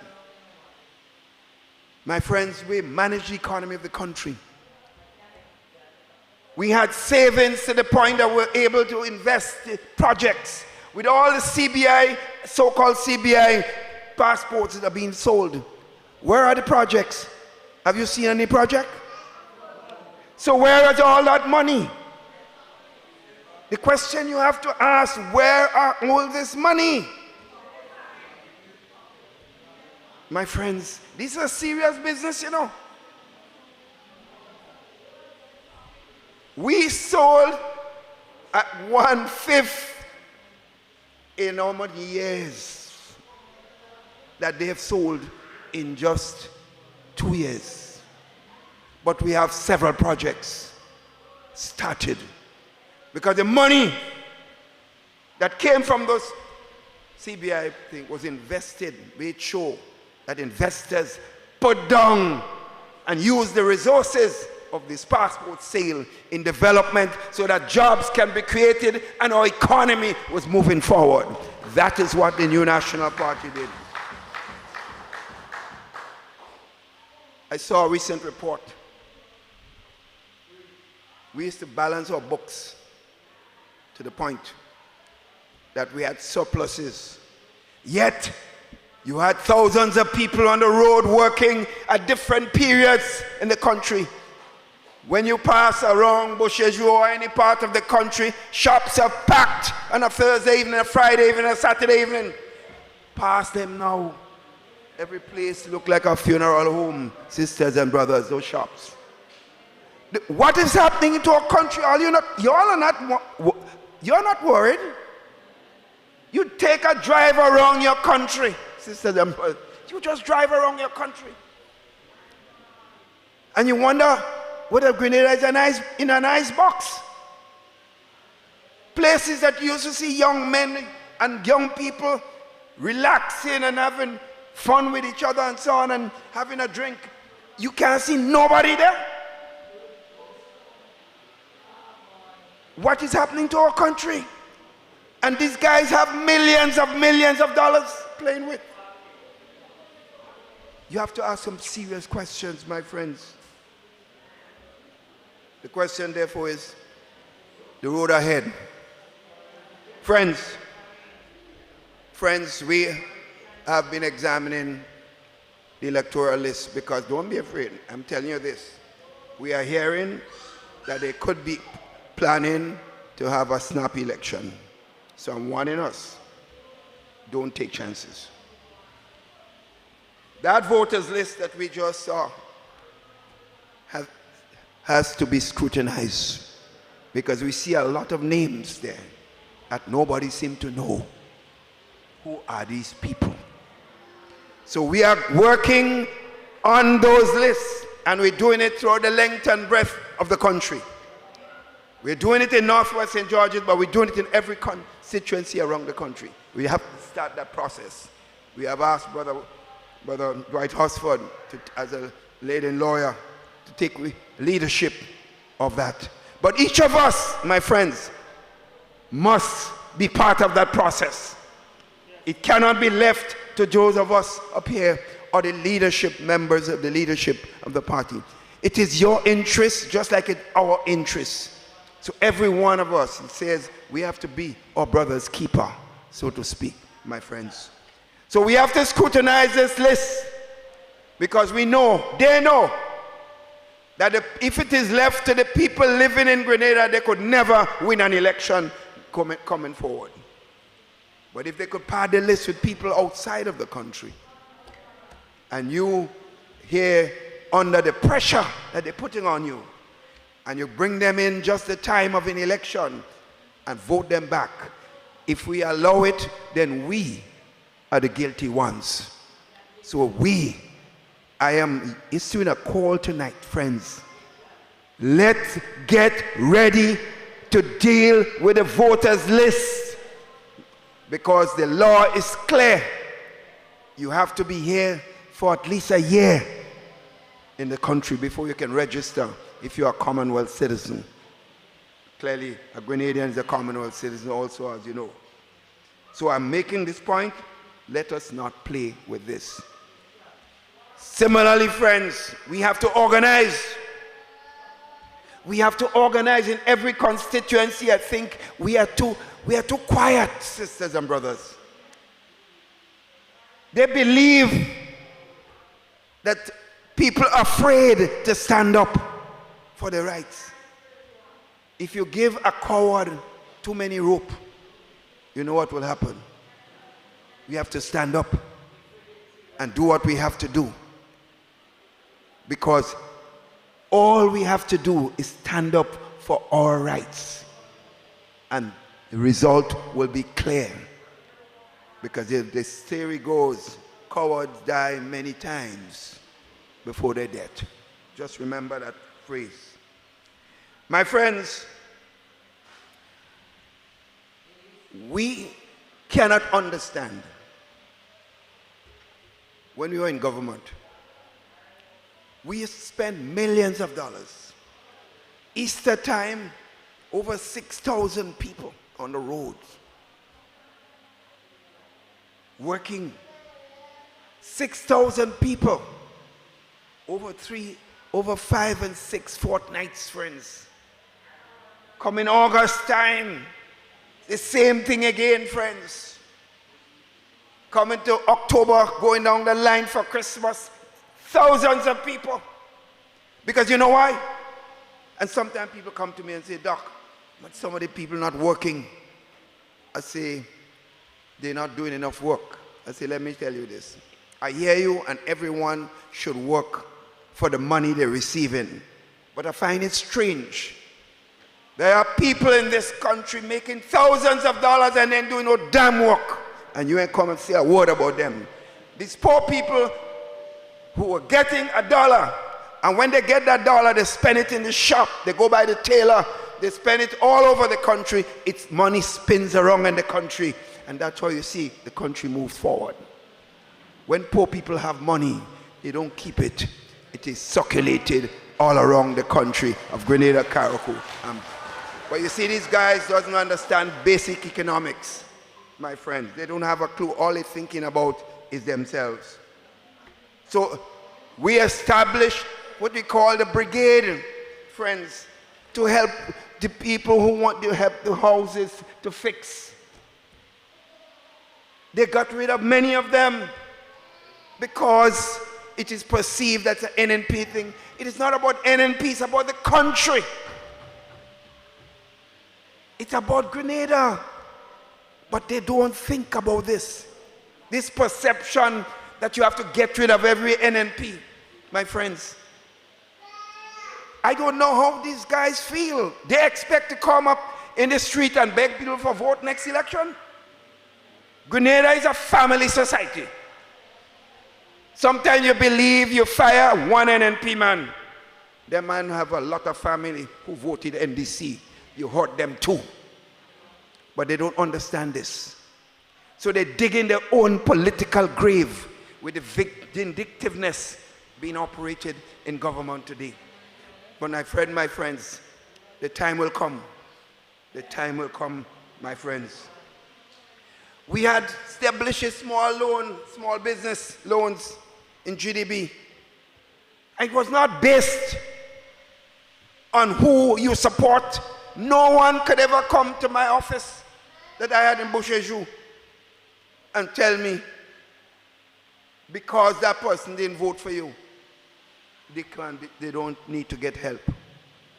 No one in my history of 40 years, no one could come and tell you that I have ever done that. And if someone in my political party that I led for that period and had reports that they did anybody this, I would call them and say, I can't be part of this. A man's right to vote who he wishes to vote.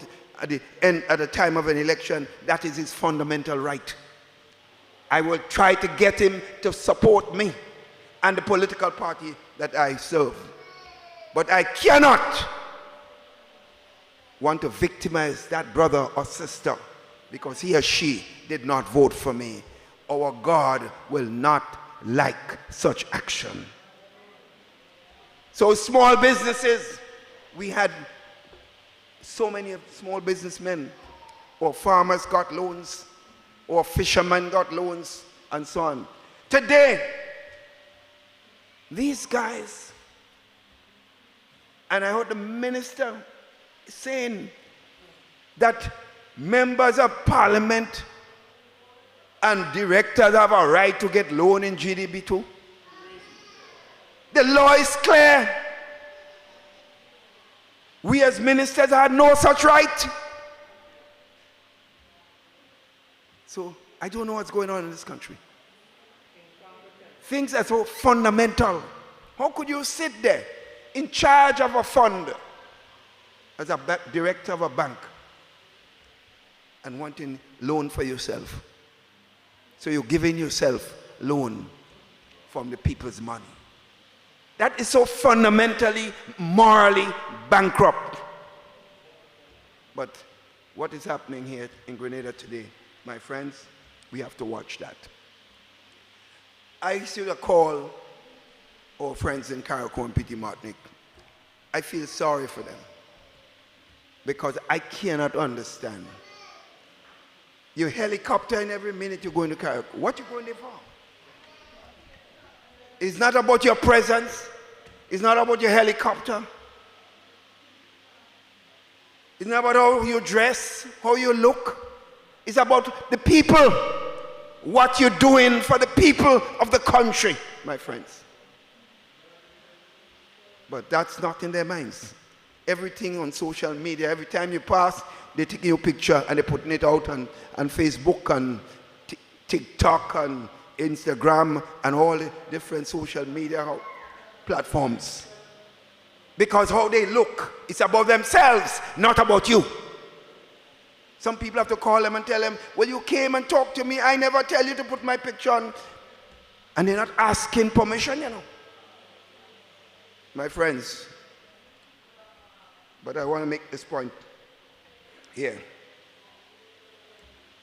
My friends,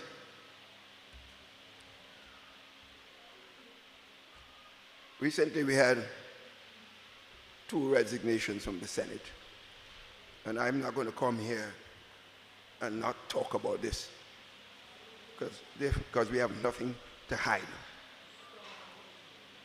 My friends, throughout the 23 years that I was Prime Minister of this country, we have had people in the Senate serving. And as the party gets prepared for general elections, as we have to do now, if you are in the Senate and you are not going to be running, as both members said, then it means that there has to be some change.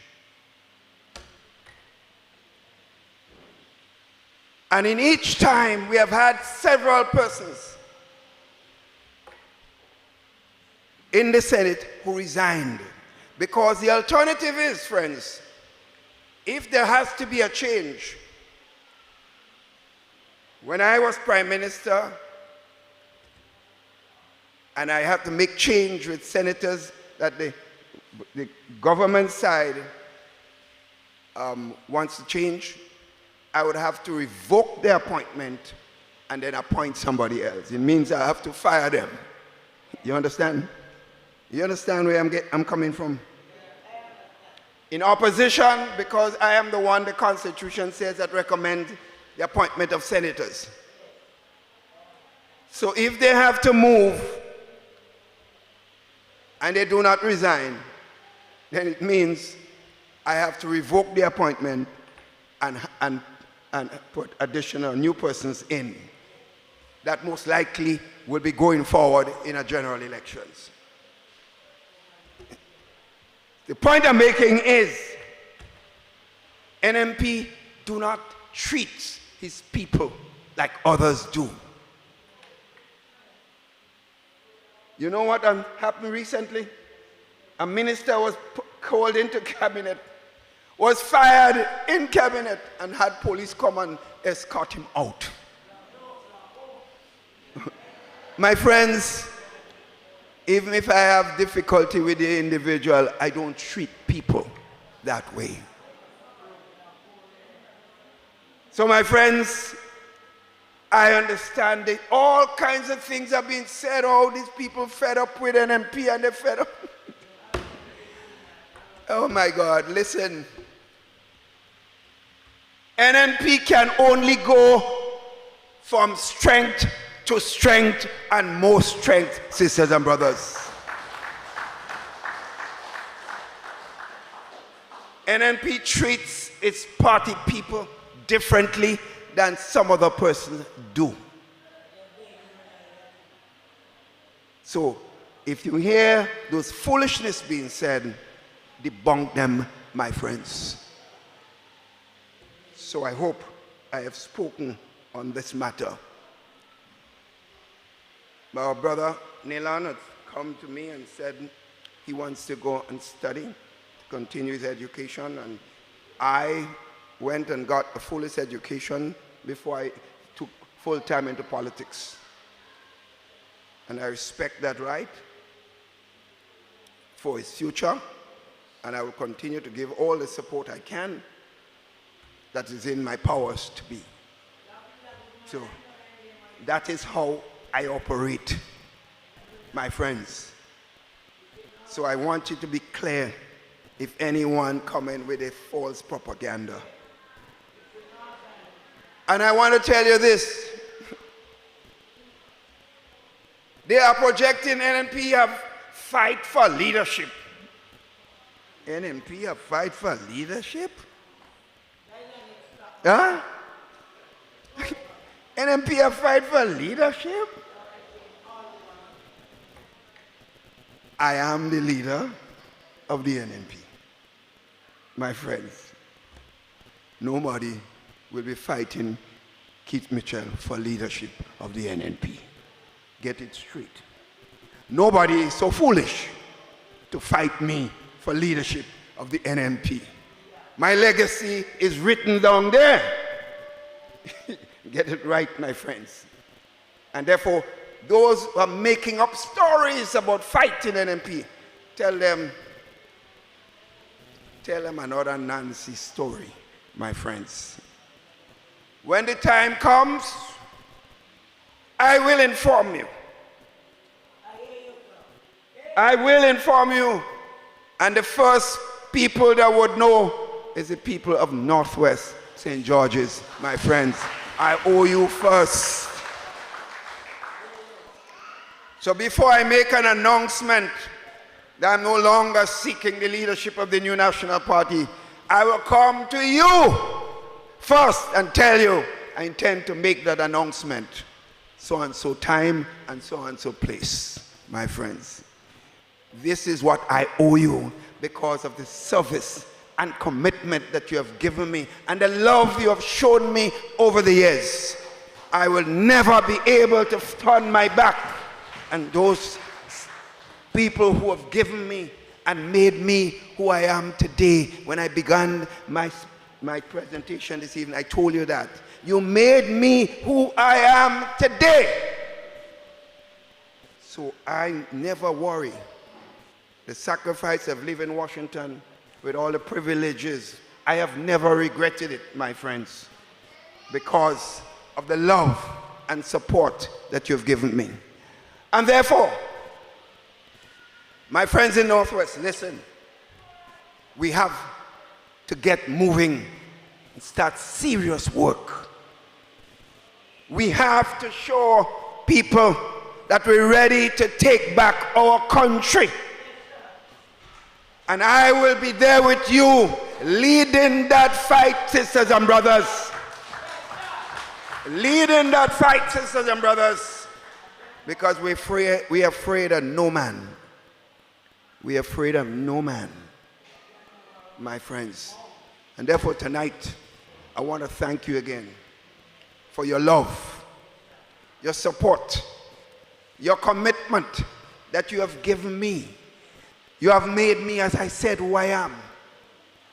Thank you. Thank you. Thank you so very much for that love.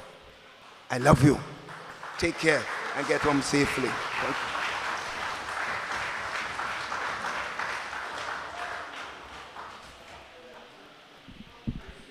Thank you. Thank you, Doc, for your years of service.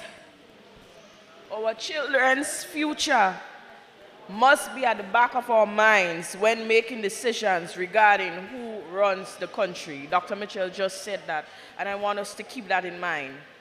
NNPIs, I urge you to stay strong. Just a bit of announcement. In celebration of our 40 years, the new National Party is having a women's forum on Sunday, 15th September, which is this Sunday, at the St. John's Anglican School at 2:30 p.m. Please note that there will be a very, very special guest from St. Lucia, Senator Dr. Angelina Polias from the United Workers' Party. So we urge you to come out in your numbers and be inspired. Remember, brothers and sisters, unity is strength. At this time, I call upon Ms. Zina Paisadi to do the vote of thanks.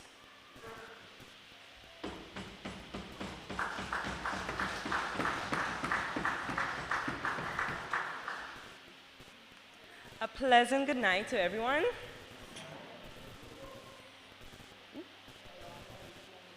We want to say a special thank you to everyone that made it out tonight. Your presence reflects your commitment to our shared goals and to the future of our country. I would like to also thank our esteemed speakers for their insightful remarks and for highlighting the critical issues we face as a society and country. Your leadership and vision inspire us to continue working together for the betterment for our country. I want to also encourage the youth to be the vision, be the change, be the voice that we are meant to be, to see our country grow for the betterment of our beautiful island. Let's build back bigger and stronger. Finally, to all our supporters, volunteers, and online audience, your contributions, both big and small, remind us that it is through unity and collective action that we can achieve lasting change. As we leave today, may we continue to work together with unity, purpose, and vision for the future of our nation. Thank you, and let's keep the momentum going.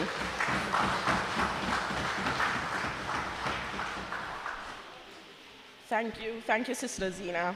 I just want to add that we love you, we love you, we love you, and we appreciate you so very much. At this time, I invite Sister Nola Wellington to do the closing prayer.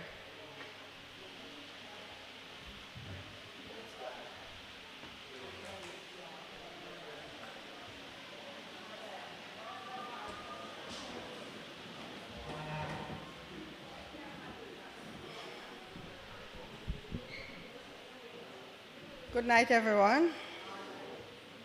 Let us pray. Kind and Heavenly Father, we come before you this night to give you thanks and praise for bringing us here tonight. And we ask, Lord, as we prepare to leave, that you be with us and each and every one of us as we return home. Please give us a safe journey. Father, in your words says in Psalms 34:6, the poor man cried, and he heareth his cry, and deliver him from his troubles. Lord, give us the perseverance, give us the patience to wait on that time when you will deliver us from the hands of our enemies. We thank you, Lord, and we praise you because your word are true. And Lord, when the poor man cry, you hear. And I know that one day you will deliver us. And that day will be soon. So we thank you and we praise you, dear Lord, while we wait for that deliverance. In Jesus' name we pray. Amen.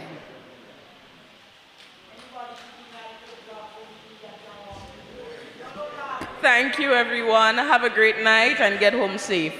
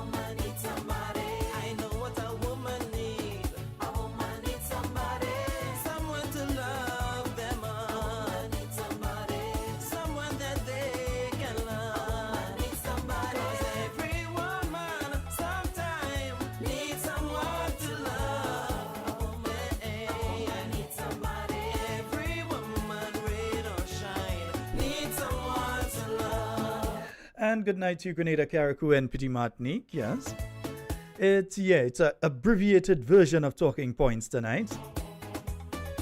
Yeah, a very, very abbreviated version of talking points tonight. Yeah.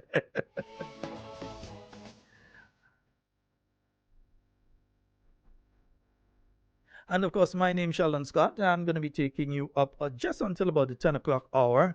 So we just have roughly a half-hour program tonight. Yeah. And giving you the opportunity to call in. You've just heard the meeting out there in Beausejour. And excellent presentations by Team New National Party.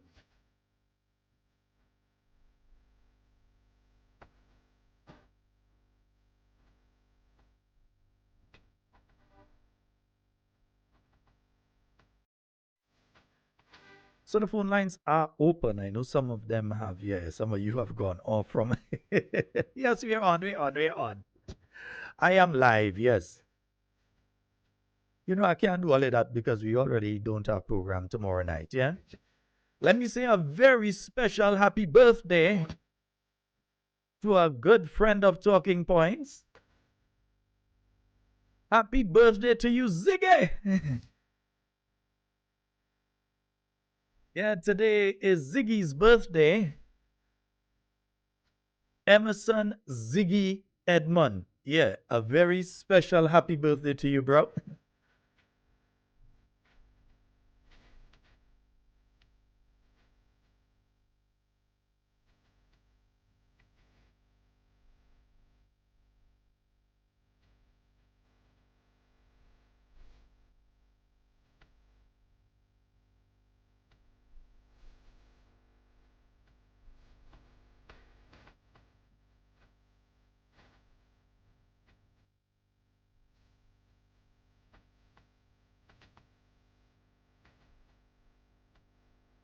And folks, remember Sunday's activity, yes, taking place from 2:30 at the St. John Anglican School. So remember the phone lines are open 440-7377-347-329-3101. Those are the numbers for you to get onto the inside. Oh boy, why do people interfere with me thing? Huh? Me WhatsApp, good. Come and take off me WhatsApp. On me WhatsApp, you take it off.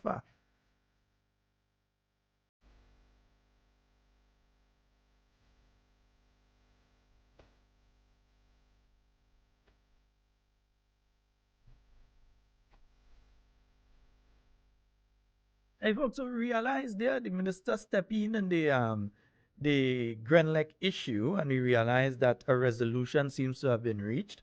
And yeah, they listen to what we say, aren't they? Yeah, we know we giving advice, man.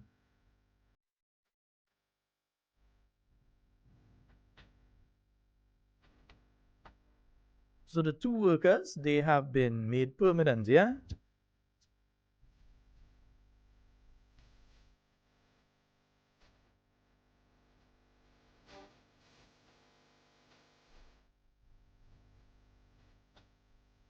They go, well, you're going off already. All you thought I didn't come in on. Although, as I said, it's going to be for a limited time, yeah? Now we're giving them advice, man. People are benefiting. I prefer to know that somebody's children has a parent that's working than they don't, yeah, that they go on home and them kind of thing. You understand?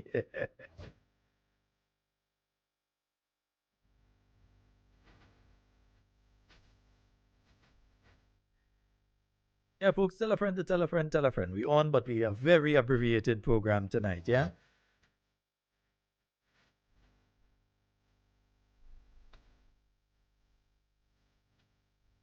Just making sure that I get the WhatsApp up and running quickly. So if you're all calling, you had a call about now, so.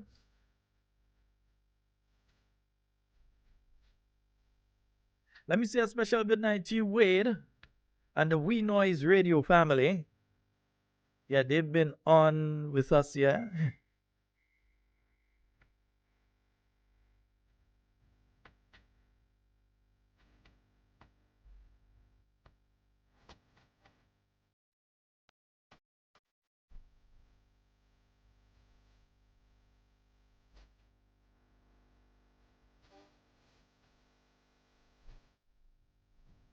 We say a special good night to you. I see Jillian, Ashma, Sky, Michelle, Kathleen, Joycelyn, Agatha, Charmaine, I see you there, Erica, Karen. Good night to each and every one of you.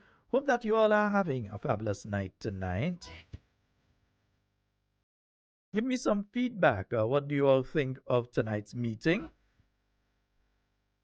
And you have heard that the party will be staging these meetings on a weekly basis. So you'll be having the meetings right through. Good night to you, Max and Francis, all the way out there in Petit Martini. Dr. Love, good night to you. Ingrid, Esther, Jacinta, I see you that Jillian, Peter, Sherry, Antonito, Veronica, Olive, Wallan, Peter, Striker, Louis, Louisa. Yeah, see you all holiday, man. Special good night to each and every one of you.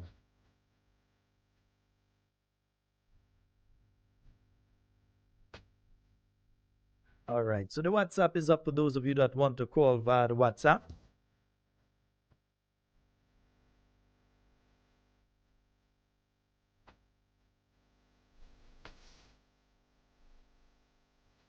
So, folks, apparently the strike by the Grenlec workers has ended. The advice that we did give that the minister should get involved, the minister apparently has gotten involved. and judgment has been made in favor of the workers. So the two workers will be returning to work as permanent employees and not temporary employees. So yeah, now all the rest of all who temporary within Grenlec, it's about time for you to ask for your permanent now.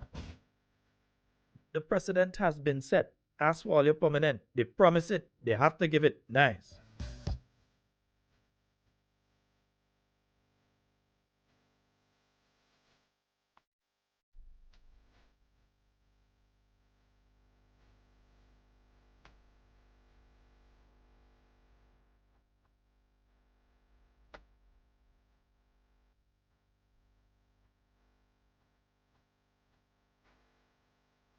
And we say a special good night to our listeners out there in North America. Those of you in North Carolina, those of you out there in Texas, Washington, D.C., Florida,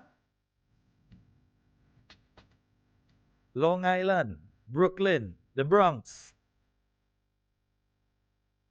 A special good night to each and every one of you.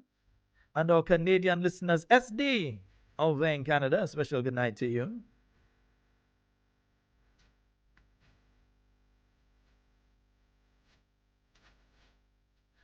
As I said, we have, let me see now, we have exactly 30 minutes remaining for tonight's program.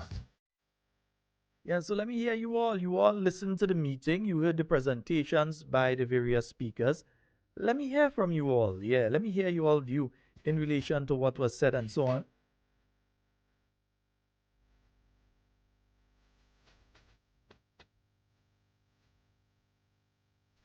And indeed, yeah, it has been, and I think we have a caller online. Let's go to the phone line. Hello, good night.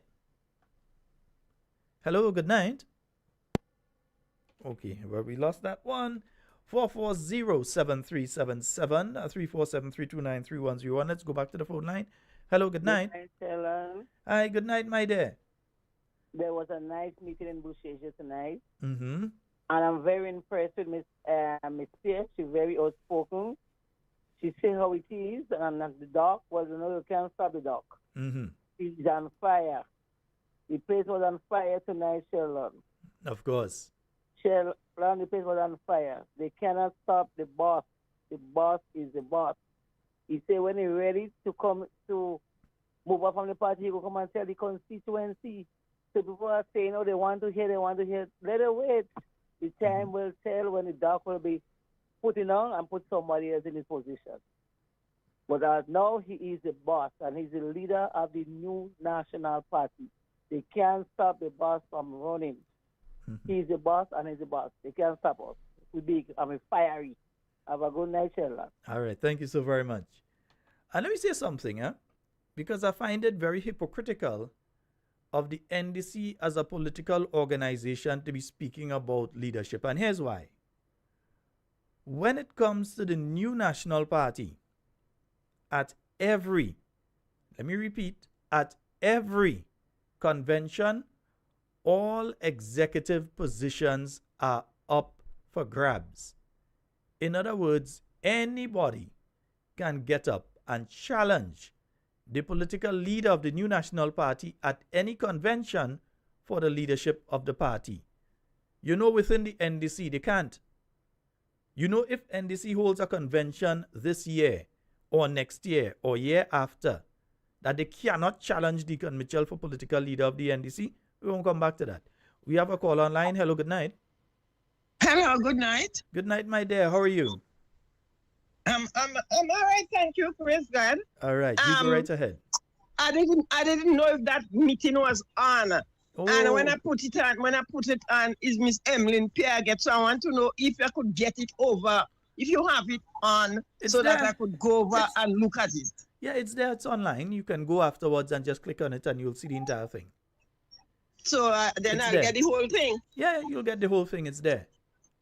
All right. Well, thanks very much. No problem, my dear. All right. No problem. Thank you. No problems. All right.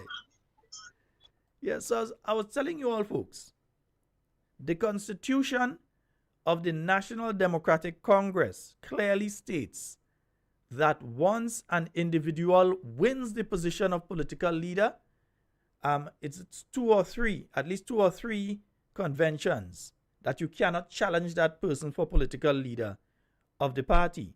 It also states that while a person holds the position of political leader of the party and prime minister at the same time, that said individual cannot be challenged for political leader. That sound democratic to you? Every time the new national party has a convention, the political leader position, deputy political leader, all of the positions are declared vacant, and then people will do their nominations, and then if there are more than one person nominated and so on, you go through the process of having the vote for the particular position.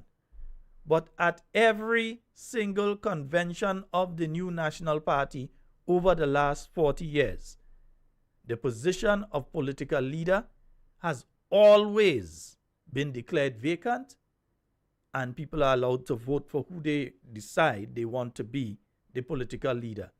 NDC can't talk to us about who you're putting as your leader, because all you can't challenge all your leader, all you're stuck with him. The only way I'll getting rid of him is if he decides he resigning. But these are the same people that want to come and tell you about your own political organization and what's going on. No, change all the constitution. And I want them to challenge me on that. Because I have a copy of the constitution, and so I know what I'm talking about. 440-7377, 347-329-3101. Folks, yeah, it's a very, very abbreviated program tonight. I'll be heading out as soon as it's 10 o'clock still. Yes, indeed. We have a call online. Hello, good night. Hey, Sheldon, what's up? Hey, I'm good. How are you doing? I'm good. I'm calling you from Canada. Hey, Canada. How are you doing up there? I'm good. The weather is pretty okay so far. All right. Yeah. What I want to say is this. I listened to part of the program tonight, and it was very nice hearing Dr. Keith Mitchell and all the speakers. I heard some of them, part of some of them. Mm-hmm. What I want to say is this. Every night we keep on listening to your program, and I keep on hearing people saying, these ministers, how they're telling lies. It is the truth. My sister-in-law is in Carriacou, and I was speaking to her yesterday. And she was telling me, Andy tell them, it was rumors. He never said Carriacou people have the money in the bank. Let them take it and build back the house. He said he never ever said that. It was rumors. I said to her, he is telling a lie. I said, I listen to this program every night. And he said it. Listen. So it was stated, let me just clarify. Leadership. Let me just clarify. It was said by the MP for Carriacou and Petit Martinique, Tevin Andrew. Outside of that, yesterday, the Minister of Finance also said there may be people that have the money and thing, and they go and they go build a place. The MIT minister said the same thing. They may have said it differently and not as raw and rude, but they have said it more than one. My God, so he said, oh no, everybody who cannot afford to build a house, we're going to build back the house for them, and we have the model, they're putting it together. I said, but I see they show one already. She said, oh, they said they're doing a new one. And I said, what nonsense story going on there with this? Why these people should be telling these lies? But you know, one interesting thing here is that during the election campaign, there was a promise of 500 houses, Grenadian-style houses, and so on. Promise, right? I used to listen it. I know. I heard it. Yes. No, the thing is, you're living within the hurricane belt. So I would expect that if you're designing houses, the 500 houses, that they would be hurricane-proof houses. I wouldn't expect that a hurricane have to pass, and then you decide that you need to build houses in a specific way, hurricane-proof and that sort of thing. I would have thought that when you're talking about houses, that you take that into consideration already, that we live in Grenada. Grenada is within the hurricane belt. Yes, we're down to the edge of it. But we've had experiences now twice over the last 3 times over the last 20 years with significant impacts. So that at Right. least you would know when you're building those houses, build them hurricane proof, that you don't have to wait for an MP to sit down in the airport and say, you know what, I think we should do it like that. To come up with a design, I would think you had one already. Listen to me. This, what is going on in Grenada, is very, very, very scary. And the Prime Minister, I look at him the last time when the hurricane and when he went to Barbados. I was listening to Jenny.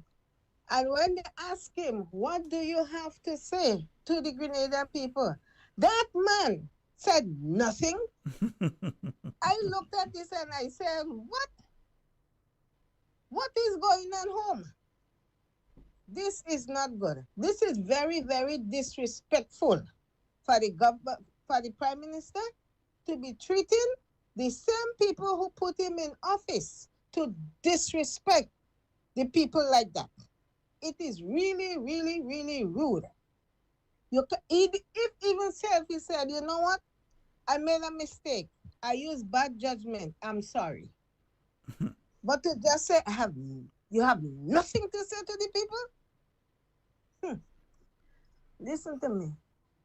Grenadians better get down on their knees and call on God to deliver them. Because that's the only hope right now. Because if they remain in office for another, 2 years or 3 years, what is going to become of the country? I was home in 2019, and home was beautiful.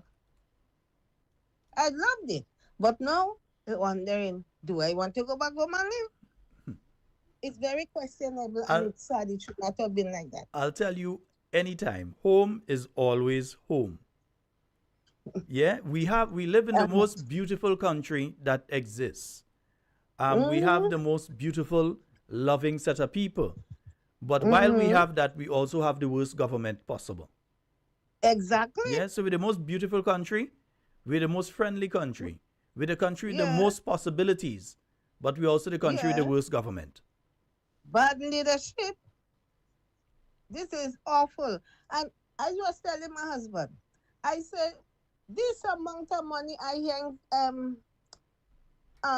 Prime Mitchell saying that they had in the treasury. What these people do with all this money? Gary and them, if they had this kind of a money, Grenada would have been in a better position years ago. England took all our resources and gave us back next to nothing for umpteen years. That's why our country couldn't make much progress. And now, you guys just dipping all your hand in this amount of money. Where the money going? What happened? Boy, may God have mercy. Sheldon, I was listening to you every night. When you see I come home, I have to see you, I have to see Jacket Man, and I have to see Kami. Of course. Right? I'm from Portugal. Kami is always the easiest amongst all of us to see. Okay, I'm from Portugal, but I won't tell you my name. Okay, no problem. When you get here, you know the number. Just message me or call. All right, my dear. Okay, take care. Thank you so very much for your call. Okay, bye-bye. Yes, indeed, our Canadian listeners. We can't leave. Fatman George, what's up with you, bro? Yeah, let's go to the phone lines again. Hello, good night. Sheldon. Yes, sir. How are you doing, sir? Good enough. All right. I hear the doc speak, and that is what I was really interested in. Yeah, man. And according to what he says now, is that what I would like to see is after the general election, the election to come, right? After the swearing in of the new government, I would like to see the investigation start. But I thought you said you taking the job to do that. Yeah, well, they have to give me something too, but I just reminding them that what I want to see. Yeah, but I thought you taking the job to do the investigation and so. I mean, I know some of them, and my hand kind of scratching me now. My right hand especially scratching because I know I could write well. And I want to put my hand in somebody back. That is what the wickedness that they doing people and making me suffer too because I work too hard in this country. I work for 32 years and I should be enjoying life and I was in trouble. That don't make a sense. Take care. Have a nice evening. All right. Thank you, my brother. Yes, Bob. And, you know, when you hear from some people and you hear some of the things, you realize that a lot of folks out in the diaspora are still not hearing the truth about what is going on in Grenada. And many of them, in some instances, they're hearing the truth. They're seeing the truth, but they refuse to accept that it is the truth. Because when we say something here, we back it up with either videos or audio of the actual person that we're saying said it, or we provide documentation to back up what we're saying. Yeah? We have a call online. Hello, good night. Shell and Scott, good night. And good night to the people in Canada. Good night, the lady. In America, England, wherever you are listening. I just come out from a wonderful... I hear your voice. meeting. Whole meeting, I hear in your voice inside. Yes, I'm talking. All you know, I like to talk. Of course. Yes. Nothing wrong with that. Yeah. I want to say good night to Mello that dropped me home. And to his father in Sept, Mr. Come see good night. Yes, we had a wonderful meeting there tonight. And people must speak out. We have to speak out. Mm-hmm. We have to take back our country. We have to pray. A lot of NNP supporters, Mr. Scott, when NNP have a meeting, they're afraid to come out. Because they're afraid that fear in them, that they will do them something. No! You have to come out to your meeting and listen. You don't have to pray these people and them. And you have to speak out and you have to speak to your children and let them know what's going on. Mm-hmm. Because we have to take back the country or else we're in trouble, you know. We're in big trouble in Grenada right now. A lot of you all don't like me. I say that we're in big trouble. I feeling the weight of the rebel. I feeling the weight of the rebel under Dickie Mitchell and them. And I have respect for them, but I'm for them. I'm for Dickie Mitchell and none of them. What I have to say, I'm going to say. We is catching royal in this country. And a lot of them don't want to say that because they pray they will send their children home, they will send them home. Mm-hmm. This is your country, Grenada. Grenada is your country. You have the right to speak. We the first married bishop undergone. And when the time comes, a morning we wake up here, this is the voice of free Grenada. This is the voice of free Grenada. We got to speak out. We have to speak of the wrong thing that is going on in the country. We have to speak out. Look at the people in Carriacou. I have a friend that spoke by me yesterday. I just forgot her name. Whoever it is, I can't remember her name. Good night. Look at the people in Carriacou, what they're going through. What they do with all that money they get from the insurance and all the money people, Grenadians of home and abroad, donate. What they do with it? What they do with it? All your people under 10 still, all your children can go back to school. You will lock me up for saying that? Lock me up. Mr. Dick Mitchell, as the Prime Minister of Grenada, Carriacou and Petit Martinique, Mr. Dick Mitchell, you have to do better than that, sir. You have to stand up and help the people. Have a heart. Have a heart, Mr. Dick Mitchell.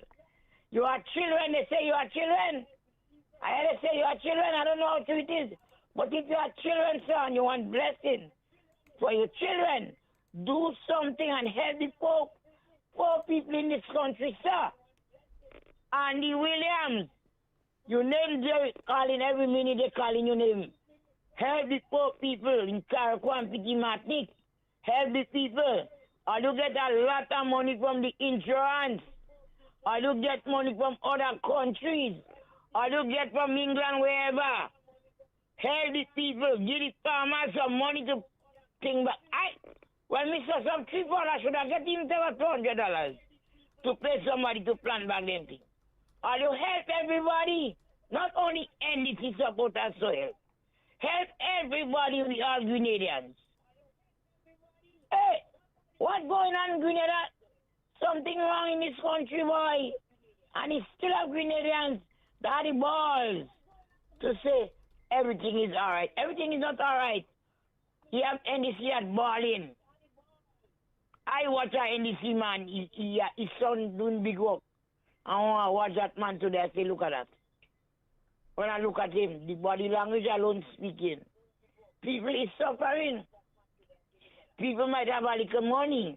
Mm-hmm. They have a little dollar here, they go and buy a pound of fish. They will buy a pound of sugar. But things is not right. Or you had enough to help. I am struggling. I'm staying night and day. And there is nobody I could go to and ask for help. Because they want help for themselves. Thank God for my son. God bless you, God, Scott. When I say, boy, your mother, they don't get struggling. He sent a change for me to buy something and to make sure I pay me water bill. Thank God for that child of my own. Yeah, good thing I didn't abort him. Somebody didn't want to get pregnant with that boy, Mr. Scott. They tell me to get rid of that little boy, you know. And thank God for him. All right. You hear? Yes, and indeed.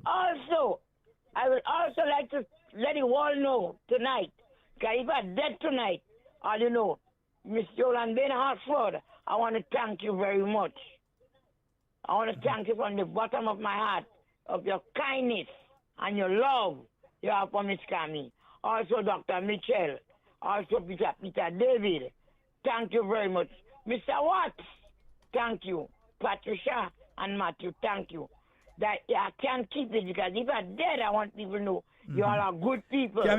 Even the good words. And thank you, Mr. Scott, for allowing me. Yeah. Have a good night to everybody. All right, my dear, And because we time very limited, so you know, and I see some other people trying to get you. Yes. Let me see if I can get them on. All right, my dear.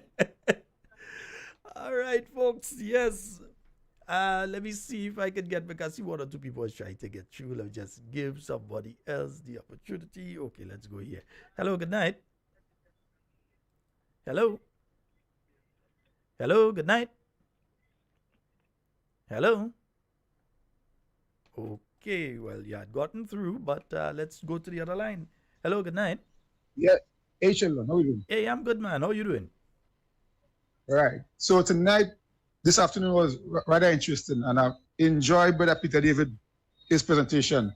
The part I enjoy is where he called for the youths, the children of the NNP supporters. That was rather important. Sheldon, Dr. Mitchell, he had a party at heart, and he will be there for a while. That's my view. Something like the action on. When the NNP was in office for the last 9 years, I've been hearing the NDC party and its members was saying that NNP was using party offices, right, to give people work and what have you. Mm-hmm. And there was making noise about that. But you know, lo and behold, I am hearing Brother Andy Williams telling people to go down to his office. He have his spokesperson on radio telling people to go to the office, green, yellow, black, whatever, go and sign up for work. I mean, how we come full circle to that level of corruption and hypocrisy? If we hear him saying it, is one thing. If somebody say he tell them to say it, that's the next thing. But you know what? What's the hard part there? Is if the person who is saying it was one of the people that was saying that to do that during the time by the NNP was wrong. If that person at that point in time when the NNP was in power was saying that people have to go to constituency offices and they shouldn't have to go there, and now they are advertising on behalf of other people, you know, there's a name for people like that, eh? But anyway. Yeah. I mean, Charlotte, I listened earlier when Minister Ron, he was minister, and he was asked a question, Honorable Deacon was asked a question about Deacon, not them Ron taking jobs in his office, and Deacon said he knows nothing about that. The reporter put it to Mr. Deacon, it's on Facebook.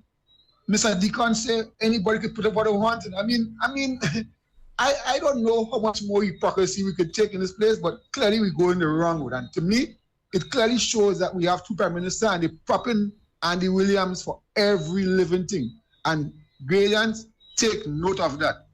This man is being propped as a diversion tactics. All other ministers, he's overriding them with stuff that they're supposed to be doing. And in turn, they're looking incompetent and Sooner or later, you might hear cabinet reshuffle, but this Andy that is always in front, I find something is going on with that. Shall I have a good night? Boss, they don't want to even reshuffle cabinet now. All right, thank you.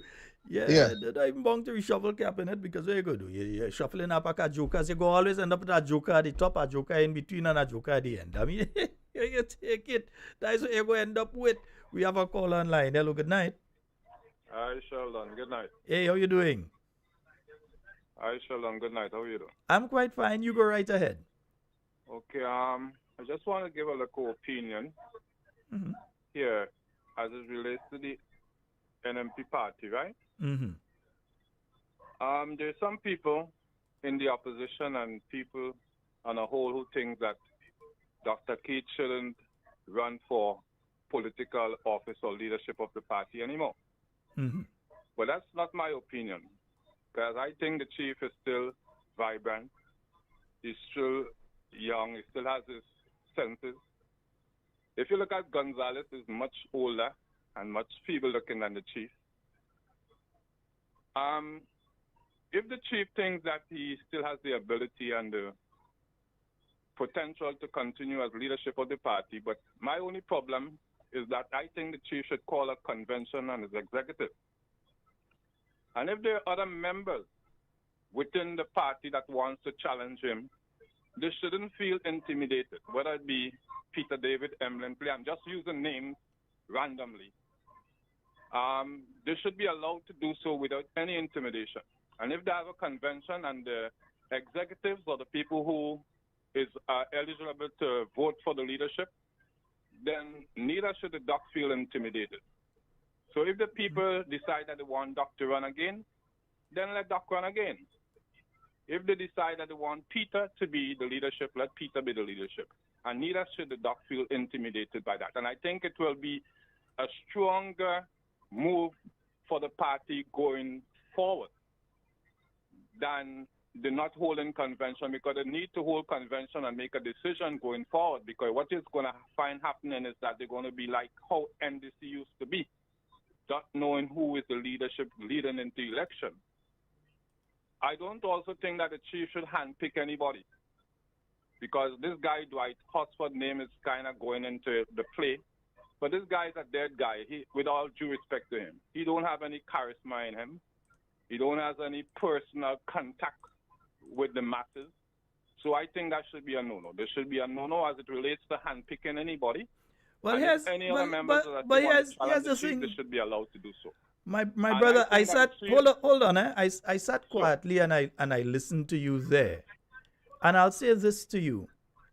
The new National Party came out of a general election where we lost. After having won back-to-back elections, we lost, we went into opposition. As a political organization, it was clear that the various arms of your party, that the various constituency branches, etc., that there were serious failures there, which led towards you losing. Now, before you think about convention and all these things, you have to sort that out at that level. And then you go towards a convention, which is what the party has been doing on a constituency by constituency basis, doing the work to come to eventually a general council and a convention. So there's quite a significant amount of work that has taken place already, and that will be taking place and is continuing to take place. You did hear they talk about the voters list, and so that is an aspect of it as well. But your various organizations, your various organs of the party must be functional. Yeah, they failed at the last election. So you must get them to the stage where they are working properly and you go towards a convention. And there's nothing about anybody within this organization afraid of somebody or handing over anything. The new National Party is a political organization, as I mentioned earlier, that all positions are up and open in every single convention. So nobody handpicking anybody. You've been speaking there and you've been bringing kind of the language of those people that want the confusion in NNP. You've been kind of using some of their language there. While you may be well-intentioned and you may not even recognize that you're doing it, you were using some of their language. But I'll have to end it there, brother, because it's just 1 minute remaining for the program. Well, let me just. No, I'll have to end it. I'll have to. I'm sorry. I'm sorry. I will have to end it there. I had to leave here at 10. It's 9:59. We have to end it there. Yeah? You have been using some of the language of the same people that are trying to create the confusion about who handing over and you do like this. That is not for you to decide. The delegates of the new National Party at a convention will decide who is leader and who is not leader. The delegates of the new National Party. Yeah? Who wants to put themselves up for different position, put yourselves up. It is an open process. You go right ahead. Yeah? So, folks, that is all the time we have for talking points tonight. And, of course, yes, it's until Monday. Eh? I have to get out of here. You know how it goes. So, folks, in everything you do and say, do it safe and secure. I want to be speaking to and with you and definitely not about you. I am out.